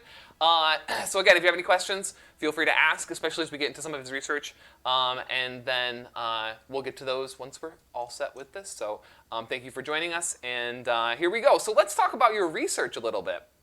Sure. I'm very, very curious, very interested. What if you were to give like a 5-minute summary, or maybe let's even make it smaller. Let's do a 2-minute summary. I won't time you. Of inflationary cosmology. What would you say? Well, this is a theory of what happened sort of before the Big Bang, would be the simplest way to put it, right? So you have a standard cosmological model, which you follow, you just take the expansion of the universe, go backward in time, right, as the universe was younger and denser and hotter. And in that standard model of cosmology, you inevitably reach a singularity, a point at which all the laws of physics break down at a finite past time, about a little less than 14 billion years ago. Okay. And that theory works incredibly well, except that there are certain things about it that aren't explained. Okay. Like, why is the universe so big and so old and so close to geometrically flat in the first place, right? Right, We just put those in as boundary conditions, but there's no mechanism for generating those characteristics, right? And inflation gives you that. So inflation takes that initial singularity away, and you replace it with the end of this period where the universe wasn't hot and wasn't dense. In fact, it was a zero temperature Bose-Einstein condensate, completely empty, temperature of absolute zero, and expanding exponentially rapidly for some indeterminate period before that. And so what used to be that moment of the initial singularity and the moment of the Big Bang is replaced by the end of this inflationary period. And inflation explains all of these other properties of the universe's dynamical outcomes, essentially. Right, so right. You can explain the initial conditions for the Big Bang by postulating this inflationary period that preceded it. Now, I get a question a lot, and I don't know how to answer it. So so I'm going to give it to you. What is an inflaton? It is the whatever dynamical thing causes inflation. So it's typically, we don't know what the inflaton is. It could be anything, right? Sure. So that the inflationary theories work like phase transitions, and basically like a liquid to gas phase transition or something like that, Sure, right? sure. So, and phase transitions in condensed matter have order parameters, this Right. thing that governs what phase you're in. So the inflaton is the order parameter for this phase transition that takes place in the early universe that generates this exponential expansion and this Bose-Einstein condensate. It could be a fundamental field like the Higgs. Okay. It could be some sort of composite, just some sort of number that encodes other physics, right? Sure. So, for example, in string models of inflation, the inflaton is basically the fields come from that drive inflation come from the way you're wrapping extra dimensions up and compactifying. Oh, okay. And so those come with associated fields called moduli, and those moduli might be the field for inflation. So the inflaton might code how you fold up your string extra dimensions of string theory, or it might be a fundamental particle like the Higgs boson, or I mean, there's bazillions of models out there, and the identity of the particle or field that generates inflation varies from model to model. Interesting. Now, there's, I guess the thing that always kind of makes me scratch my head with how complicated this gets is, like, we've always understood inflation and the expanding of space-time as just that, like the expansion of space-time.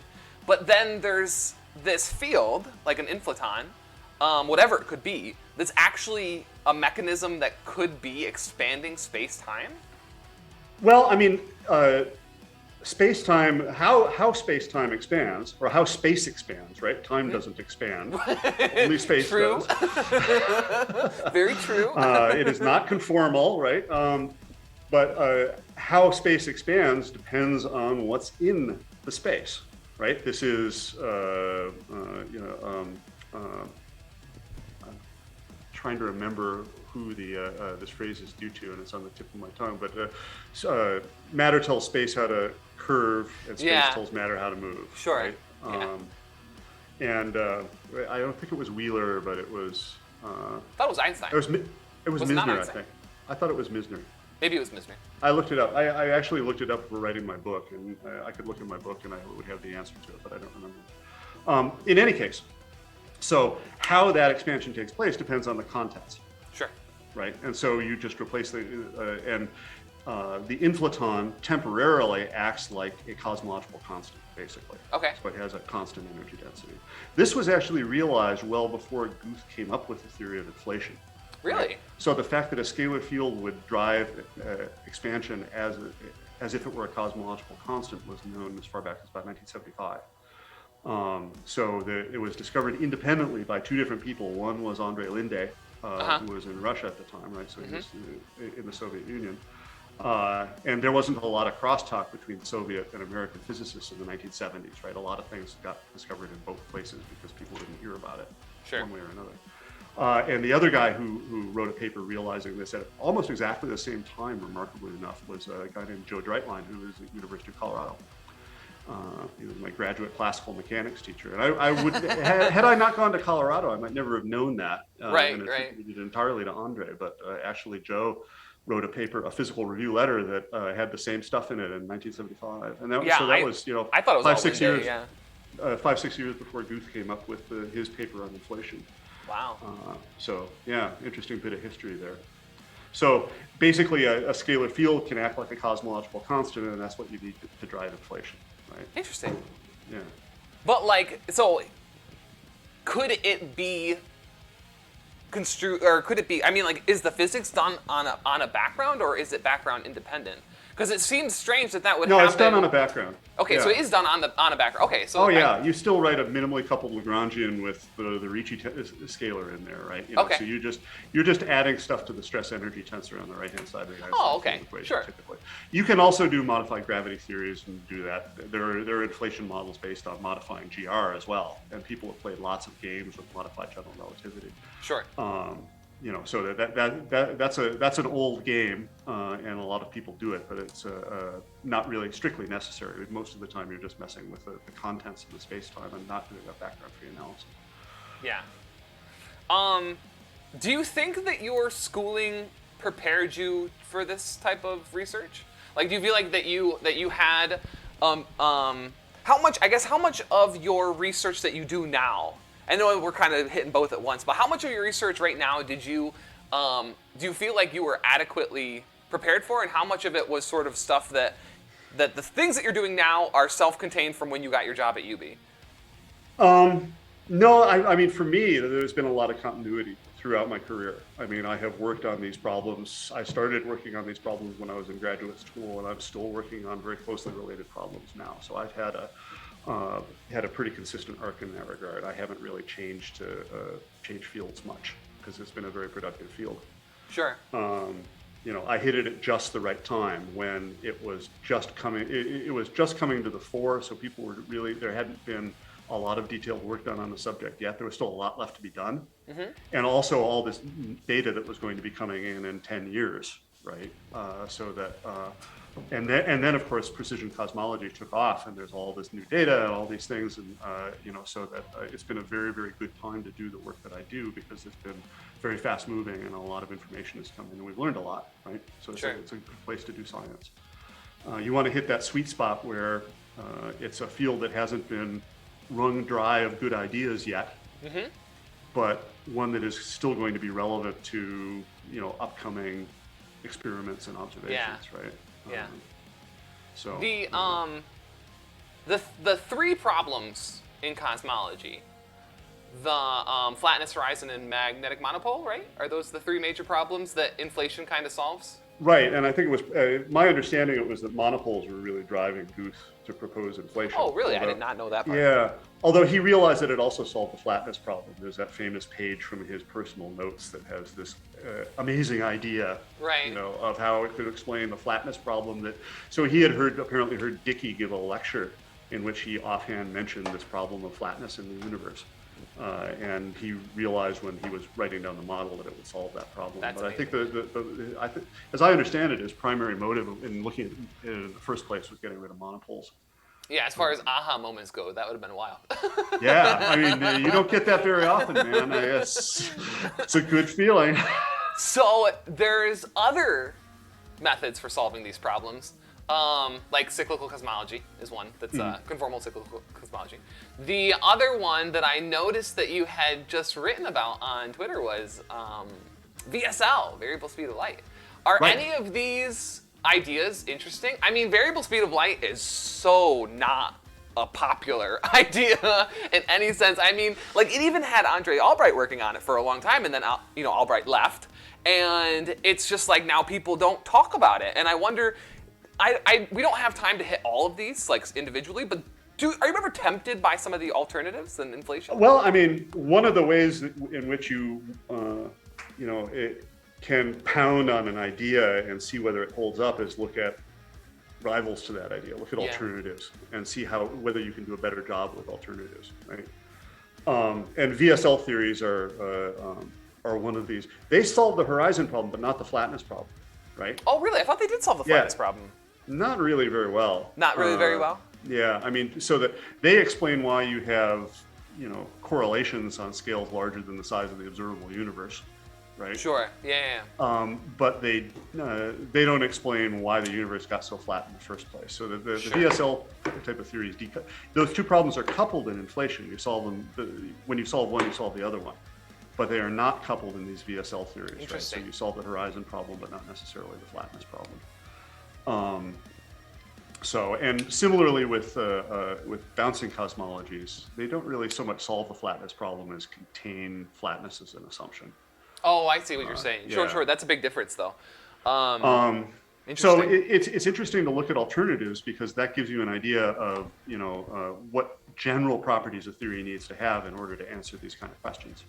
And one of the results for me of doing that has been coming to the conclusion that none of them work nearly as well as inflation does. So I've worked on bouncing cosmologies, I've worked on VSL theories, and they all suck in one way or another. And so inflation is really the one in my mind that is a clear favorite. Right, sure. Cool. And I spend, I know we're going to talk about the book later, but I spend a lot of time looking critically at inflation and alternatives to inflation in the book. Interesting. Very interesting. Yeah, you don't see enough of that. So that's really cool. So I have to ask you. So I have two more questions that are just mine. Before I go and let the viewers open up questions. Viewers, if you have any questions, !ask followed by your question. I'll be able to have it on a screen over here. I can ask our guest Will inflationary cosmologist your questions, so please feel free to ask away. You can ask at any time. You don't have to wait to the Q&A. You can ask now, and I will still be able to save it. So the the first question I have was when I was getting out of cosmology, so like when I was switching to relativistic quantum information, that got really tense and exciting. So this was like 2020. It got in the fall of 2020, especially and between the fall of 2018 and fall of 2020, I felt like things were getting very tense around the 1998 results, as well as the cosmological constant problem. Those are separate problems, firstly and foremost, right? Well, okay. Which 1998 results are you? The expansion of the universe, the acceleration. Oh, the accelerating expansion. Yeah. Okay, right. So what is your question about it? Exactly? So I guess what I was wondering is, firstly, is there tension, or was that sort of just drafted by like popular science? And then kind of like, what were your thoughts on things like? I guess the one specifically that I was curious about was Silk's group was very interested in measuring I believe was very interested in measuring the acceleration in different directions, and they were finding some controversial results. Oh yeah, I mean this bubbles up every once in a while. This idea of like bulk flow or lack of breaking of it's called statistical isotropy, right? So is the universe the same in every direction, right? So there are various ways you can look for it in distributions of galaxies and so on, and there are periodically some hints that the universe isn't really isotropic. Right. And so far, at least, those hints really haven't held up very well. So that there was, for example, some groups that were making very broad claims about bulk flow in the universe, where they claimed to have detected that all the galaxies were sort of moving in one direction. That's interesting. Right? Yeah. Which, if it were true, it would be big news, right? Right. And it turns out that that isn't so. When you look more carefully, that goes away. The evidence for that disappears. It was a low significance result, and then when you get better data, in fact, you find that at least as far as I'm aware, there's no convincing evidence for breaking of isotropy in the universe. Although there are quite regularly people who will make claims about that, they usually don't hold up. So I'm skeptical. It's like when a group like Silks says something, I was always told to listen. You know, if he says something, listen. But but it's interesting to hear that perspective, because again, like in graduate school we get access to all these papers and things, and we have to process what's actually trying to happen in the field, and especially with the idea of employment later, hopeful employment later. And so it's interesting when I see stuff like that. Now the other question I have about cosmology that I'm not out of is there is I've heard a lot about this cosmological constant problem. Can you just give me like a quick 1 or 2 minute briefer of what the cosmological constant problem is? Well, okay. So typically in field theory, because the way a field theory works is you put a simple harmonic oscillator, an infinite number of simple harmonic oscillators at every point in space, right? That's one way to describe a quantum. And each one of those harmonic oscillators has a ground state energy, right? They're quantum. Sure. If you add up the ground state energies of all of those oscillators, you get an infinite number, right? So what you do in any field theory is you try to regulate that. You put in some sort of a cutoff. You say, well, actually, this theory doesn't apply above a certain energy, and so if we cut it off at that energy, then that makes that infinite thing finite. Except that finite thing is, when you do the calculation and cut it off at a reasonable scale, like the Planck scale or something like that, it ends up being the density of it ends up being 120 orders of magnitude bigger than the density of the cosmological, and that acts like a cosmological constant. It's an energy of empty space, right? Because there's that 0 point energy everywhere in space. You can calculate that 0 point energy, and it's 120 orders of magnitude bigger than the actual density of the cosmological constant in the universe. So it's a little off, just a bit. I'd say. and nobody has a good explanation of why it's so small. I think prior to 1998, the explanation that everybody had in mind was that if you calculate something and you end up with some ridiculous, huge number, then the obvious answer is that it must be zero, right? right. There's some symmetry that like gets rid of that term somehow, right? And of course, in field theory, what you do is called normal ordering. You define this. You use a mathematical trick to get rid of that 0-point energy because you don't like it. Right. So basically, they got this huge number out and said, well, obviously it has to be 0, so we'll just set it to 0 and forget about it. Then in '98, they discovered, in fact, that it doesn't appear to be 0. It's this really tiny number. And nobody has the faintest idea how to explain that. I mean, there aren't even any good theories. It's just like nobody has, it is like this problem that no one has even a good idea how to start answering it, much less come up with a finalized answer. So it is one of the biggest outstanding mysteries in physics, and one that there really aren't any good ideas. I see. Interesting. I want to get to your book, so let's shift gears a little bit. You wrote a book. It's coming to stores when? The new target release date right now is April 5th. So it's April been 5th. delayed. Yeah, I've been delayed by a month because I guess they don't have any paper. That's kind of important for a book. I think. Yeah, releasing a book in a pandemic is an interesting proposition. But we're making it go. And so the supply chain woes have pushed the release date back a little bit, but hopefully not too far. Yeah, I just put in chat. I just put the link that you can go to pre-order his book. If you go to that site, it gives you all sorts of options that you can pre-order at your favorite website that you enjoy purchasing books from. Okay, so let's talk about it. I kind of first want to talk about the process of writing the book. When did you know you were ready to write a book? I think that's kind of like a lot of authors. In this case, here I can show you. Here's the cover. Oh, look at that! Nice, framed even, huh?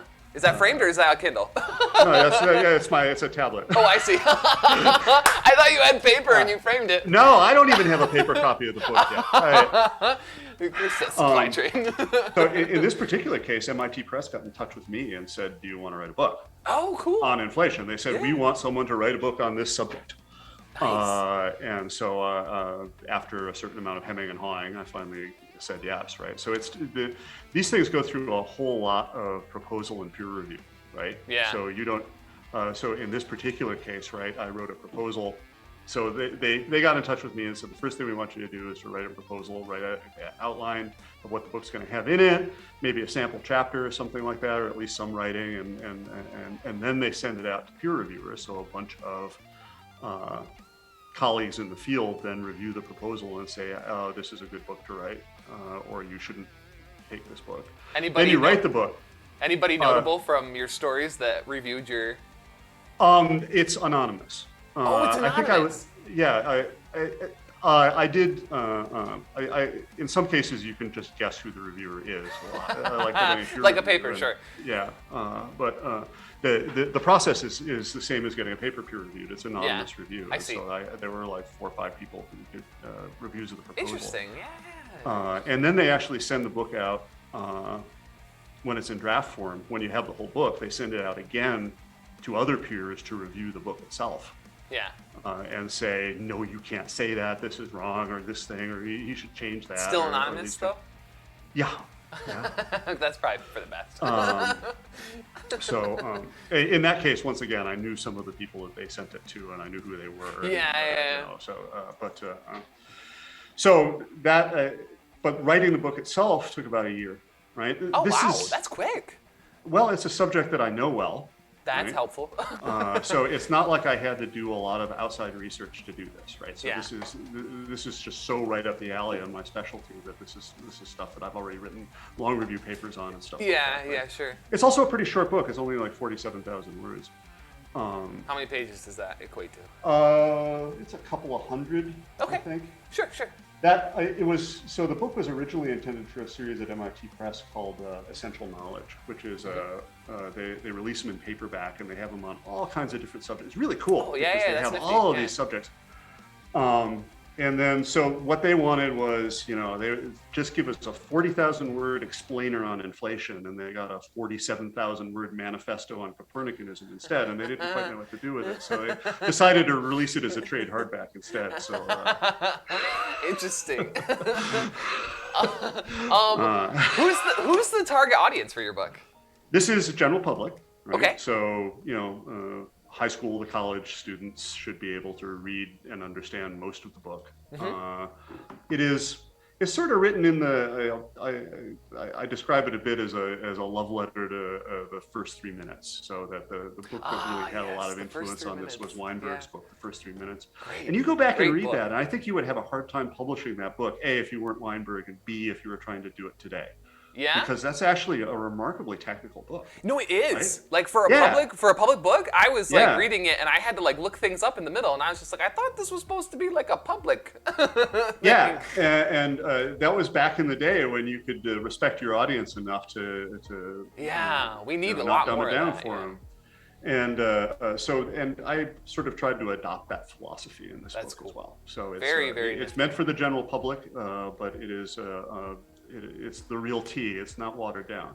That's awesome. Yeah. So it's the kind of I wrote the book for myself when I was 17, right? So because I read the first 3 minutes when I was in high school, and it was super influential on me, right?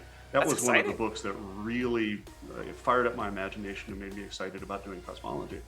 So I wanted to write a book that will be read by some other kid in high school and have the same effect on them. Okay, so that would be the thing that would make me happy. That's really cool.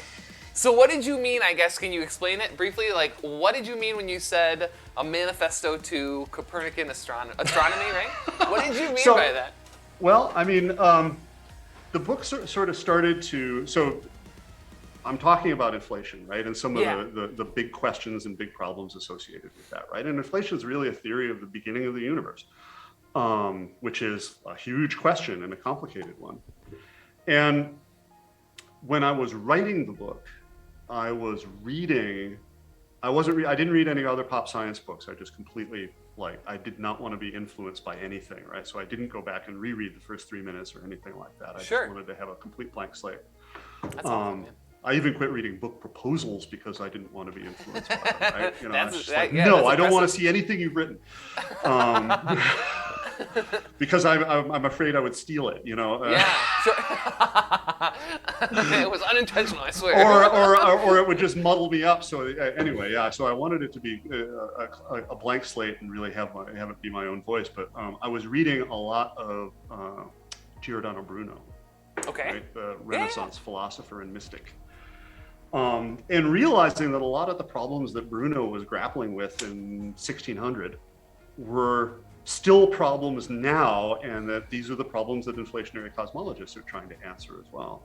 And so Bruno is really sort of the patron saint of this, right? And Bruno was a radical Copernicanist, right? I mean, he took Copernican ideas further than anybody else did, and they got him killed. Yeah. Right? Burned at the stake, right? Burned at the stake in Campo di Fiore in 1600, right? So he was actually imprisoned by the Inquisition for 7 years.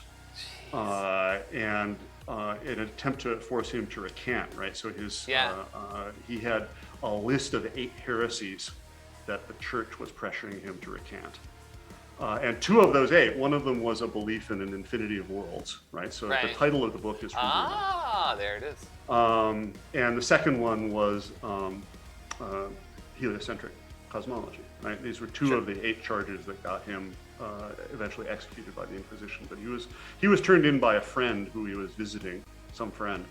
And spent 7 years in prison before he was finally burned at the stake, and he never recanted, right?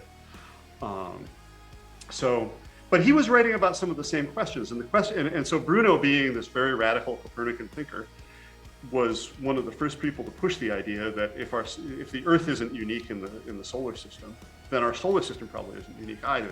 The stars are other suns with other planets and other civilizations and things, right? So he was extending Copernican ideas further than anybody else did, and in a very prescient way. He was absolutely correct about this, right?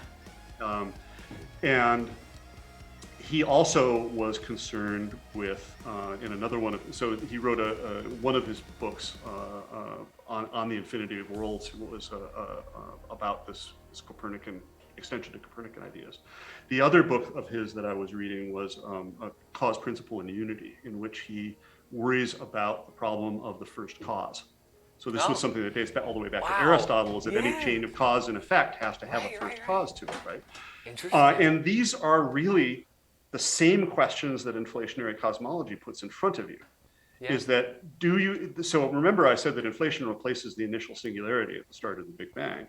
The question of whether it replaces it or just displaces it is a very interesting one. And so can you just get rid of any question of initial singularities and having to specify a boundary condition for the universe altogether in inflationary models or not? And the second thing that inflation gives you almost always is that it predicts the existence of a multiverse, right? That our universe is but one of an infinite number of them that are constantly being generated. Sure. Which is very reminiscent of it. And Bruno realized that the question of the first cause of the first mover and the question of this infinity of worlds were actually related to one another. In particular, that in Aristotelian cosmology and the Ptolemaic system, God had a place to live, right? He lived in the Empyrean realm that was outside the crystal spheres of the universe, right? Yeah. But Copernican idea, once you accept this idea of an infinity of worlds and a universe that goes on forever, God no longer has anywhere to live, right? So where do you put that first mover? Yeah, that's wild. Right, and these were the questions that Copernicus was dealing with, and we have modern versions of those in the inflationary multiverse and the question of the initial singularity. And the thing is that Bruno's realization that these are connected problems is still true now. Yeah. And so this book dives into that relationship and how these questions are actually complementary and illuminate the same things, very much in the way that Giordano Bruno was talking about them 400 years ago. We can talk about them today. And so this is where the manifesto on Copernicanism comes in, because in writing the book, I became sort of a wild-eyed Bruno stan. Right? Yeah, as the kids say these days. and so he's really the hero of the book, and he's the intellectual force behind a lot of the ideas that I put forward in the book. That's really exciting. Date back Yeah, as far it's really cool. Bruno. And of course, Bruno stole all of them from the Epicureans, and I mean, very cool. So I guess my question then comes to like, how has this kind of shaped some of your ideas, especially? Well, give me thoughts on time. What if you're coming at it from a very different point of view than I am at like cosmology, and not to say that you're interested in the problem of time even, but like, what are your thoughts on time as something that we have kind of what's the word? Implanted into physics, and it works incredibly successful, and it's like the thing that we have. I don't know how to describe it other than just saying we've implanted it into physics. The problem of time is an extremely hard problem, and I have almost nothing smart to say about it. I feel that way all the time. I mean, this was something that, when I was at Columbia toward the end of my time there, this was something that Brian Greene was getting very interested in at that time. Oh, really? I didn't know he thought about that back then. Was the problem of time, and he actually hosted a bunch of workshops on it. Oh wow! Like in the mid aughts, there was a bunch of stuff going on in New York where people were getting together and trying to attack this problem. Wow, interesting. I didn't know it had this backing back then. Oh yeah. But the problem is that nobody got very far with it. That hasn't changed. So that it's really hard. Yeah. I mean, how do you? It's just the thing that I'm constantly stuck with is how do you think about it? How do you think about it originally, and B, make sure that all of other physics still works, because it has to. Yeah. Well, and of course, this ends up being closely related to a lot of cosmological questions. Right. So yeah. If you think of the arrow of time as being thermodynamic, right? So that time flows in the direction of increasing entropy, because you have to increase entropy in order to form memories inside your brain and all of this standard lore, right? Which to me speaks perfect sense. I mean, I like that. I accept that as a phenomenological description of sort of what we mean by the subjective sensation of time. Right. But that doesn't really answer any of the fundamental questions, Exactly. right? Because then you just simply, you've changed the question to why did the universe start in such a low entropy state? Right. Right? Because in order, if the universe starts out in a maximum entropy state, if it's in thermal equilibrium, well, then you have no arrow of time anymore, right? You're just like, and so you have to have this disequilibrium. You have to have this low entropy initial state. And inflation explains a lot of that, right? Because inflation drives the entropy of the universe to zero. Right. And then so gives you that boundary condition, that low entropy boundary condition for the universe. But then you have to explain where inflation came from. So really all you've done is redone the question. Sure, it's like this is the first mover. This is the problem that Giordano and Aristotle were worrying about, right? Right. Still there, and we just use different language for it now. So the problem of time ends up being the problem of the first mover. Right. What got this whole thing going? So inflation sets the entropy low, but then what started inflation? And so this question of the fact that the universe appears to have had a beginning is somehow very closely related to the problem of time, and it's an apparent fact that physicists just hate. Right? We do not like there to have been a beginning to time. Right. Because quantum mechanics works so beautifully in limits of infinity. Like, there's so many situations that happen where, like, perfect, like, especially because, like error correcting code and things like that, like, information travels best in limits of infinity, and other, concepts of infinity, like unitarity, like, right, like things like that work best in limits of infinity. So, like, we just want and if you have a boundary there, you're screwed, right? Right. So this is, Alan Turing famously said that physics is a differential equation, religion is a boundary condition. We don't like having to put boundary conditions on there because for the obvious reason that basically you're saying here's a limit beyond which no explanation is possible. Exactly. And I think in that sense, the question of the ultimate origin of the universe, did it really have a beginning? Can you get rid of that initial singularity, or is it always lurking out there somewhere? And the question of the arrow of time are also very closely related questions, right? Yeah, definitely. Because if time had a 0 point, if it didn't exist before a certain point, that must tell you something about the nature of time as well. I don't know what it tells you. Right. But, right. That's the question. What does it tell you? Because you have to. If you can figure it out, let me know.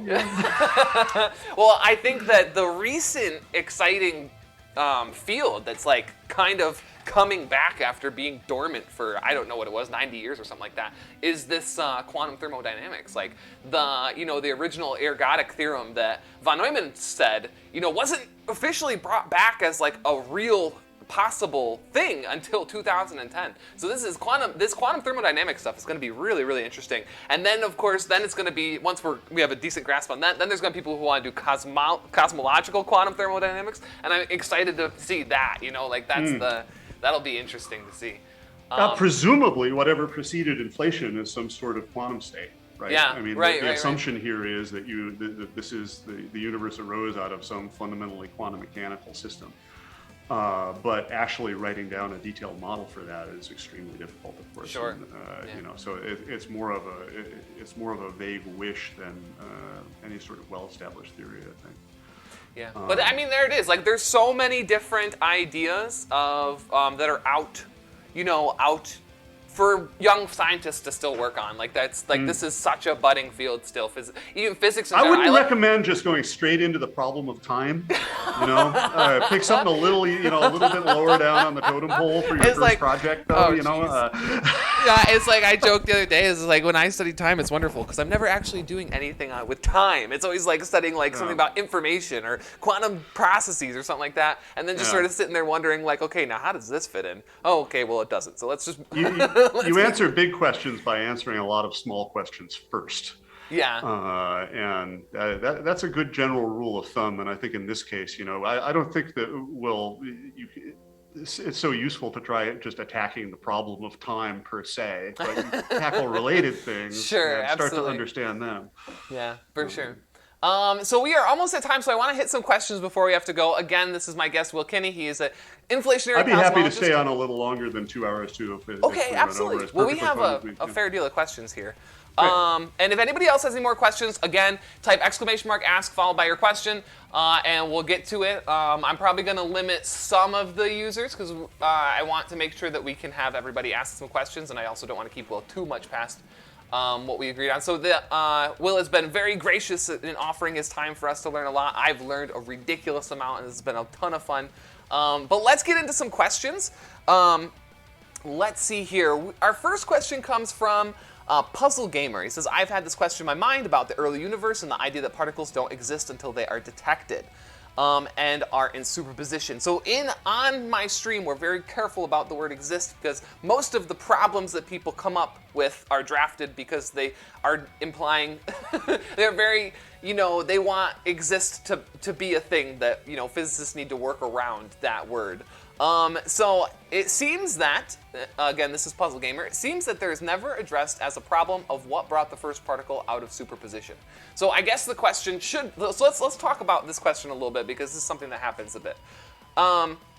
Right, so particles become entangled based off interactions and they get measured, and that measurement, is what we, is done with a certain type of observable, right? One that follows, non-unitary process, right? Or non-unitary, a unitary breaking measurement, right? Or observable.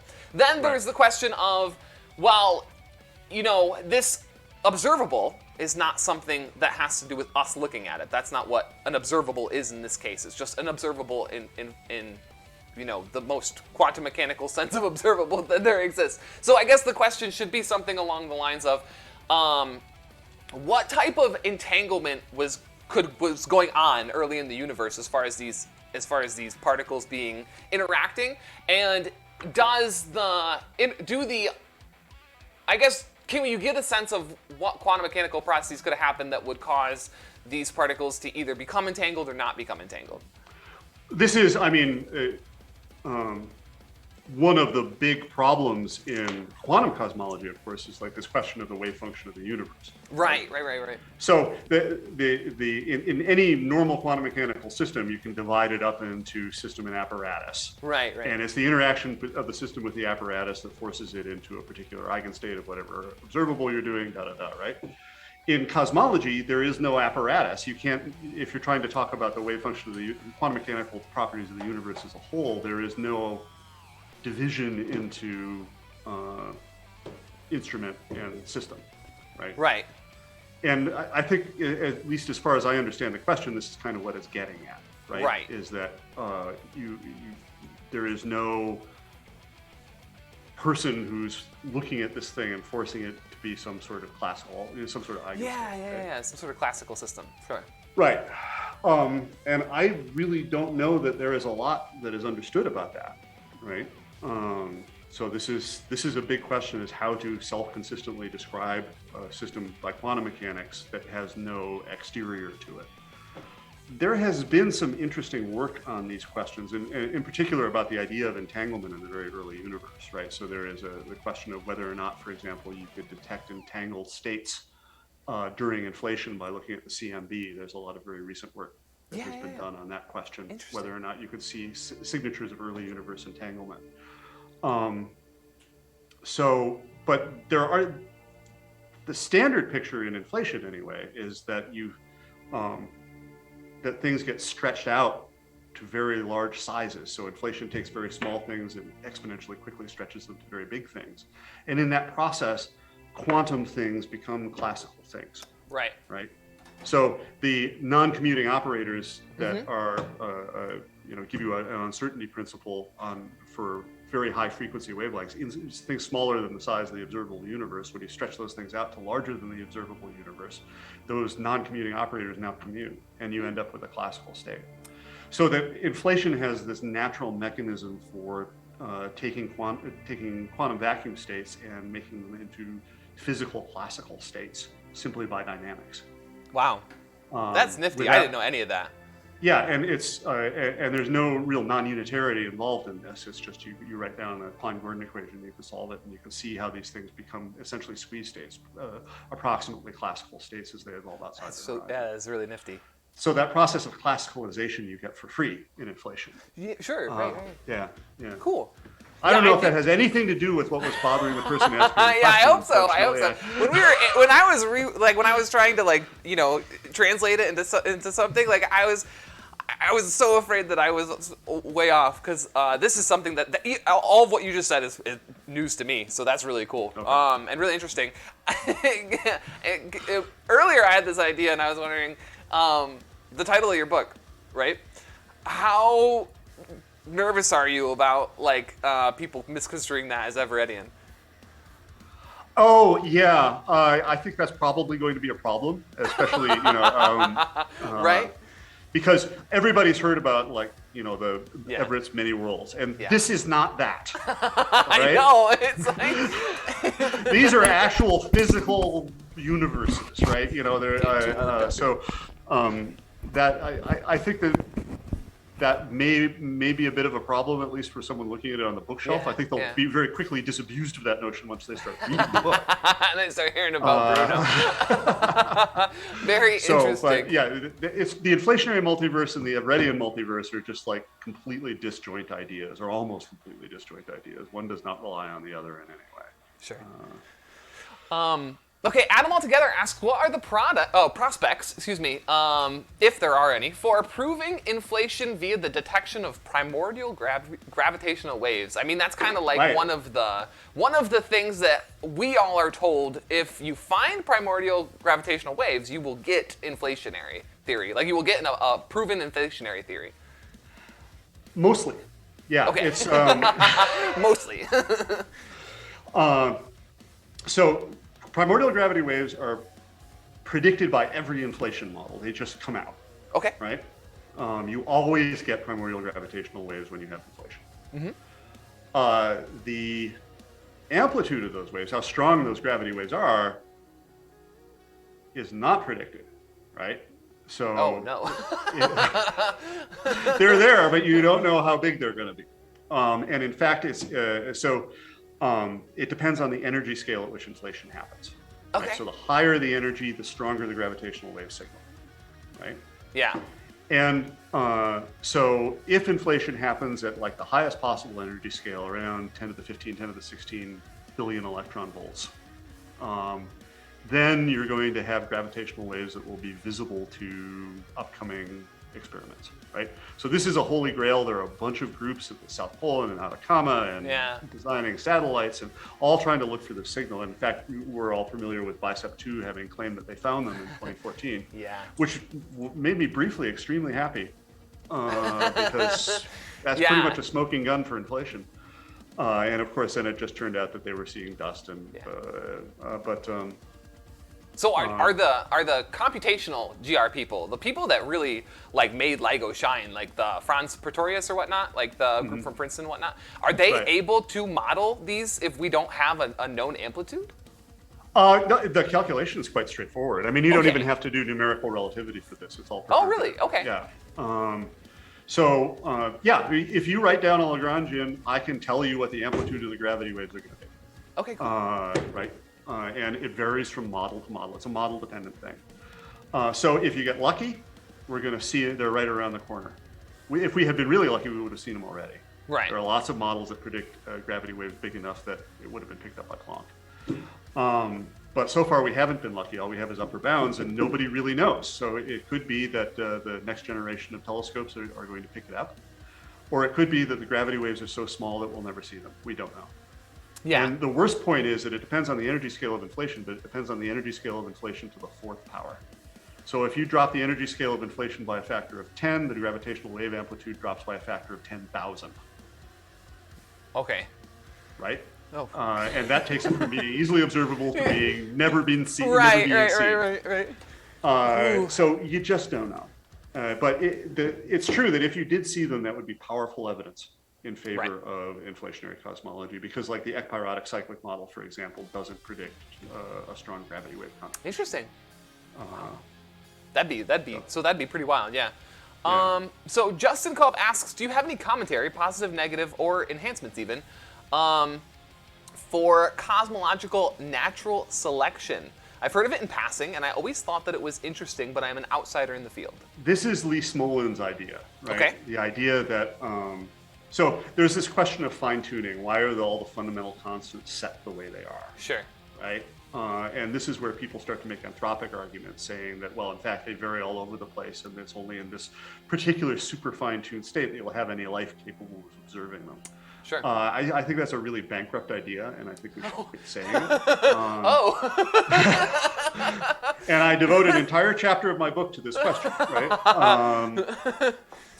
But another possibility that has been proposed, and this was Lee Smolin that did this, to my knowledge, it was sort of his baby, but the idea that the constants are set by some process that's akin to natural selection, that you generate a bunch of universes and then there's some selection effect that chooses a particular set of fundamental constants.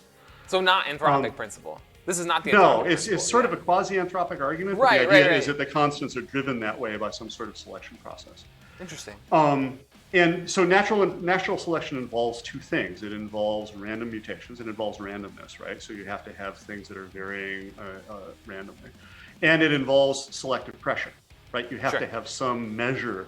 And in biological evolution, it's reproductive fitness, right? How well does a particular gene reproduce? Right. That's that's the sole measure of fitness in biological evolution. All biology is driven by that one thing, right?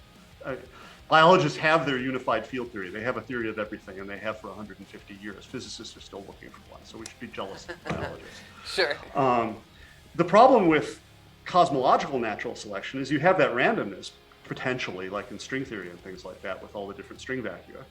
But there is no real known mechanism to exert selective pressure on the outcome. Right? Okay. Right. And so I just don't see how that works. You need both of those things, and the inflationary multiverse gives you one of the two, but it doesn't give you both. Right. And so I'm quite skeptical of that as a workable idea. Does Smolin still work on this, or was it kind of like a Steinhardt type deal? He wrote a book about it, I think, and I don't know that he's actually doing any active work on these ideas at this point. I mean, there's not real much research literature written about it. I heard a talk from him a year ago, and it didn't seem to be anything similar to this. It wasn't very even LQG like either. It was kind of something a little bit more in the middle of this. But yeah, it's a neat idea, but it's one that hasn't really proven to have a whole lot of legs in terms of being useful for answering any meaningful research questions, right? So, it is what it is, but it hasn't ended up being tremendously influential as far as I know. I see. So online with what your answer was, Bastion03 says, do you think that gravity, electromagnetism, weak, and the strong interaction will be combined into a unified theory? That's the idea, right? The dream. It's really easy to combine strong and electro-weak, relatively speaking, right? You just have a bigger gauge group, and there are plenty of constructions that do that, and I think that's entirely reasonable, right? I think that makes sense to me that would probably be the case at some higher energy. That just like electromagnetism and the weak force unify at a TeV and at some higher energy. That strikes me as being a very credible idea. Okay. Quantum gravity is a harder problem. Right. And that one is weirder because I don't see any of our current attempts at unifying gravity and quantum mechanics as having all the ingredients necessary to really be something that you say, okay, I believe we're really making progress on this, So most string theory calculations, for example, are not background independent, right? Actually figuring out how space-time emerges from quantum systems is something that string theory has been remarkably poor at explaining. Right. And that's a pretty important part of it, in my opinion. So that all of these, there's been great progress on the mathematics of this and how you construct these theories that include spin 2 particles and all of this stuff. Incredibly good work, and I don't want to denigrate it. But there are a lot of basic questions that aren't even being answered at all that I think you're going to have to get to if you're going to really credibly say that you have a well-understood theory of quantum gravity. And it seems to me we're a long way from that. I see. And we don't even really know for sure that gravity will be quantum. We just right. That's it's a reasonable assumption since everything else is quantum. But well, the graviton has its place in so much stuff. And to find out that gravity can't be quantized to be so unusual, I think. Right. So everybody wants to get rid of singularities, right? Yeah. But we don't really know that we can do that. We just assume that we can. But who knows? Maybe singularities are real. Maybe you can't get rid of them even with quantum gravitational theory. Yeah. We don't know yet. Hard to So say. yeah. Another question from Puzzle Gamer. I like this one a lot. Will the cosmic background radiation ever go to zero over time, or is that something that will always remain constant, or maybe something might eventually absorb it all? I guess the question is, is the CMB fluctuating with time, and how is it fluctuating in time? Oh, it is going to go to zero. Absolutely. It is going to go to zero. Right? Interesting. Especially with dark energy, right? Because if dark energy is really a cosmological constant, or if it goes on indefinitely, right? So let's take the simplest case, which is certainly consistent with everything that we know now. That if dark energy really dominates and permanently dominates the universe, if it doesn't decay, then what's going to happen is we're going to enter a late time inflationary period, exponentially fast expansion, except just a much lower exponent than in early universe inflation, much lower. But then the universe is going to get emptied out. Yeah. So we live in the LCDM cosmology, standard lambda cold dark matter. We live at this really weird and special time at which it's even possible to do cosmology. Right. Because once the universe is a couple of Hubble times older than it is now, the cosmic microwave background will have been damped away by this expansion. The temperature will be really low and we won't be able to see it. There won't be any galaxies inside our own horizon, right? In a trillion years, all the galaxies will have been stretched outside, will have been inflated outside of our observable universe, and we'll just be left alone. The Milky Way, what's the remnant of the collision between the Milky Way and Andromeda will eventually just be alone in an empty space with nothing else in it. No cosmic microwave background, no other galaxies, no nothing. So why do we live now when we can see all this stuff? We can actually figure cosmology out, because a trillion years from now, oh no! And then we start cosmology thinking about, will be impossible. Yeah, and then we start thinking about things like I get this one a lot too, and I have to be very careful when I address this one, because special relativity often presents you with paradoxes that you have made up because you're not thinking about things clearly. And another one is what will that other galaxy be like that has expanded outside your horizon? Will it exist? And it's just there's no good answer for that question right now.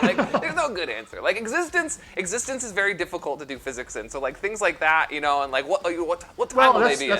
That's another way to have a separate universe, is just basically outside. So the standard cosmological model tells us that there are huge regions of space that are outside of our observable universe. And in fact, because of dark energy, we'll never be able to see them. They'll just forever be outside. And presumably there are planets and organisms and all sorts of things existing out there that we can never have any observational access to. Jeez. Crazy. Yeah. All right, last question of the time. We have just another question from Justin Culp. I have heard that there is tension in understanding the cosmological constant in string theory, KKLT verse work of Vafa et al. Is it possible to explain this tension briefly, and your thoughts on it? This is the swampland. This is the swampland, yes. Yeah. That's about all I know of this problem, is that it is the swampland. What that means, I have no idea. Well, traditionally in string theory, the way you have approached things is you start by writing down a theory in the ultraviolet at very high energy, with strings and all this stuff, and then propagating it down to low energy and seeing if you get something that looks like the standard model out the other end. This is a really hard thing to do. No one's ever written down a string theory ab initio and just calculated the standard model as a consequence. Right. And it turns out that it's not, the low energy limit is not unique, right? So this is the famous problem that there are 10 to the 500 different string vacua. You start with one string theory and you can propagate it to low energy in an almost infinite number of ways.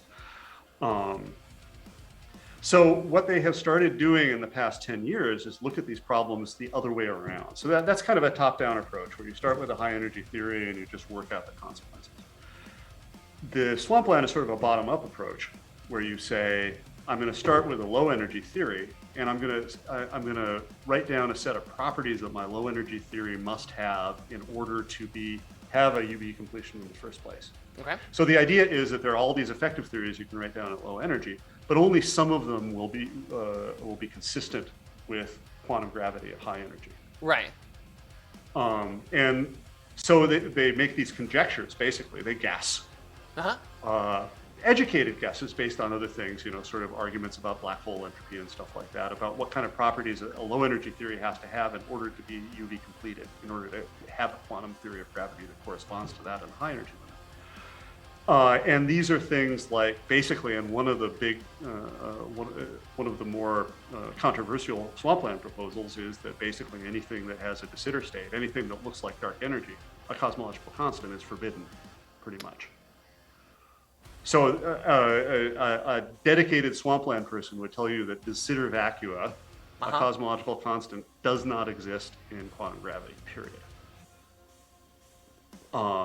That the only consistent vacua are anti-de Sitter, ones with a negative cosmological constant. Right. That seems to fly in the face of data. Right.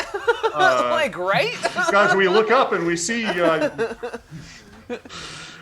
which, yeah, it gives one reason to be skeptical of these assertions. Yeah, but the argument then would be that, well, this is an unstable state.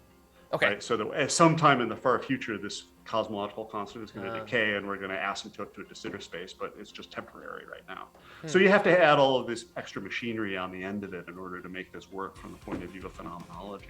But I see. You can. No one's holding a gun to your head and telling you can't do that. So I think it's an interesting way to think about these problems.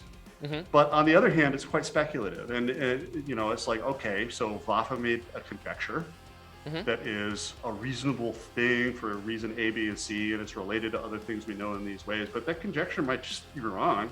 I mean, it might be that it's perfectly possible to have a de Sitter vacuum in quantum gravity. And it's just because we don't understand quantum gravity well enough. Sure. String theory does not like de Sitter vacua, but maybe string theory is wrong. Right. We really don't know, and so I think that it's possible to sweep a lot of your ignorance under the rug and just put a swampland conjecture over the top of it and pretend that you know something when you don't really know all of those things. And I think that it's something to be cautious of. And yeah. I'm not saying that that's what anyone is doing, but it's... Well, I'll refrain from throwing any more shade at model builders. I've done enough of that today. So it remains to be seen whether this is going to be a fruitful approach. It's in its infancy, and it's not clear how it's going to work out. But I think that anything that tells you can't have a de Sitter vacuum is something that I'm going to give side eye to.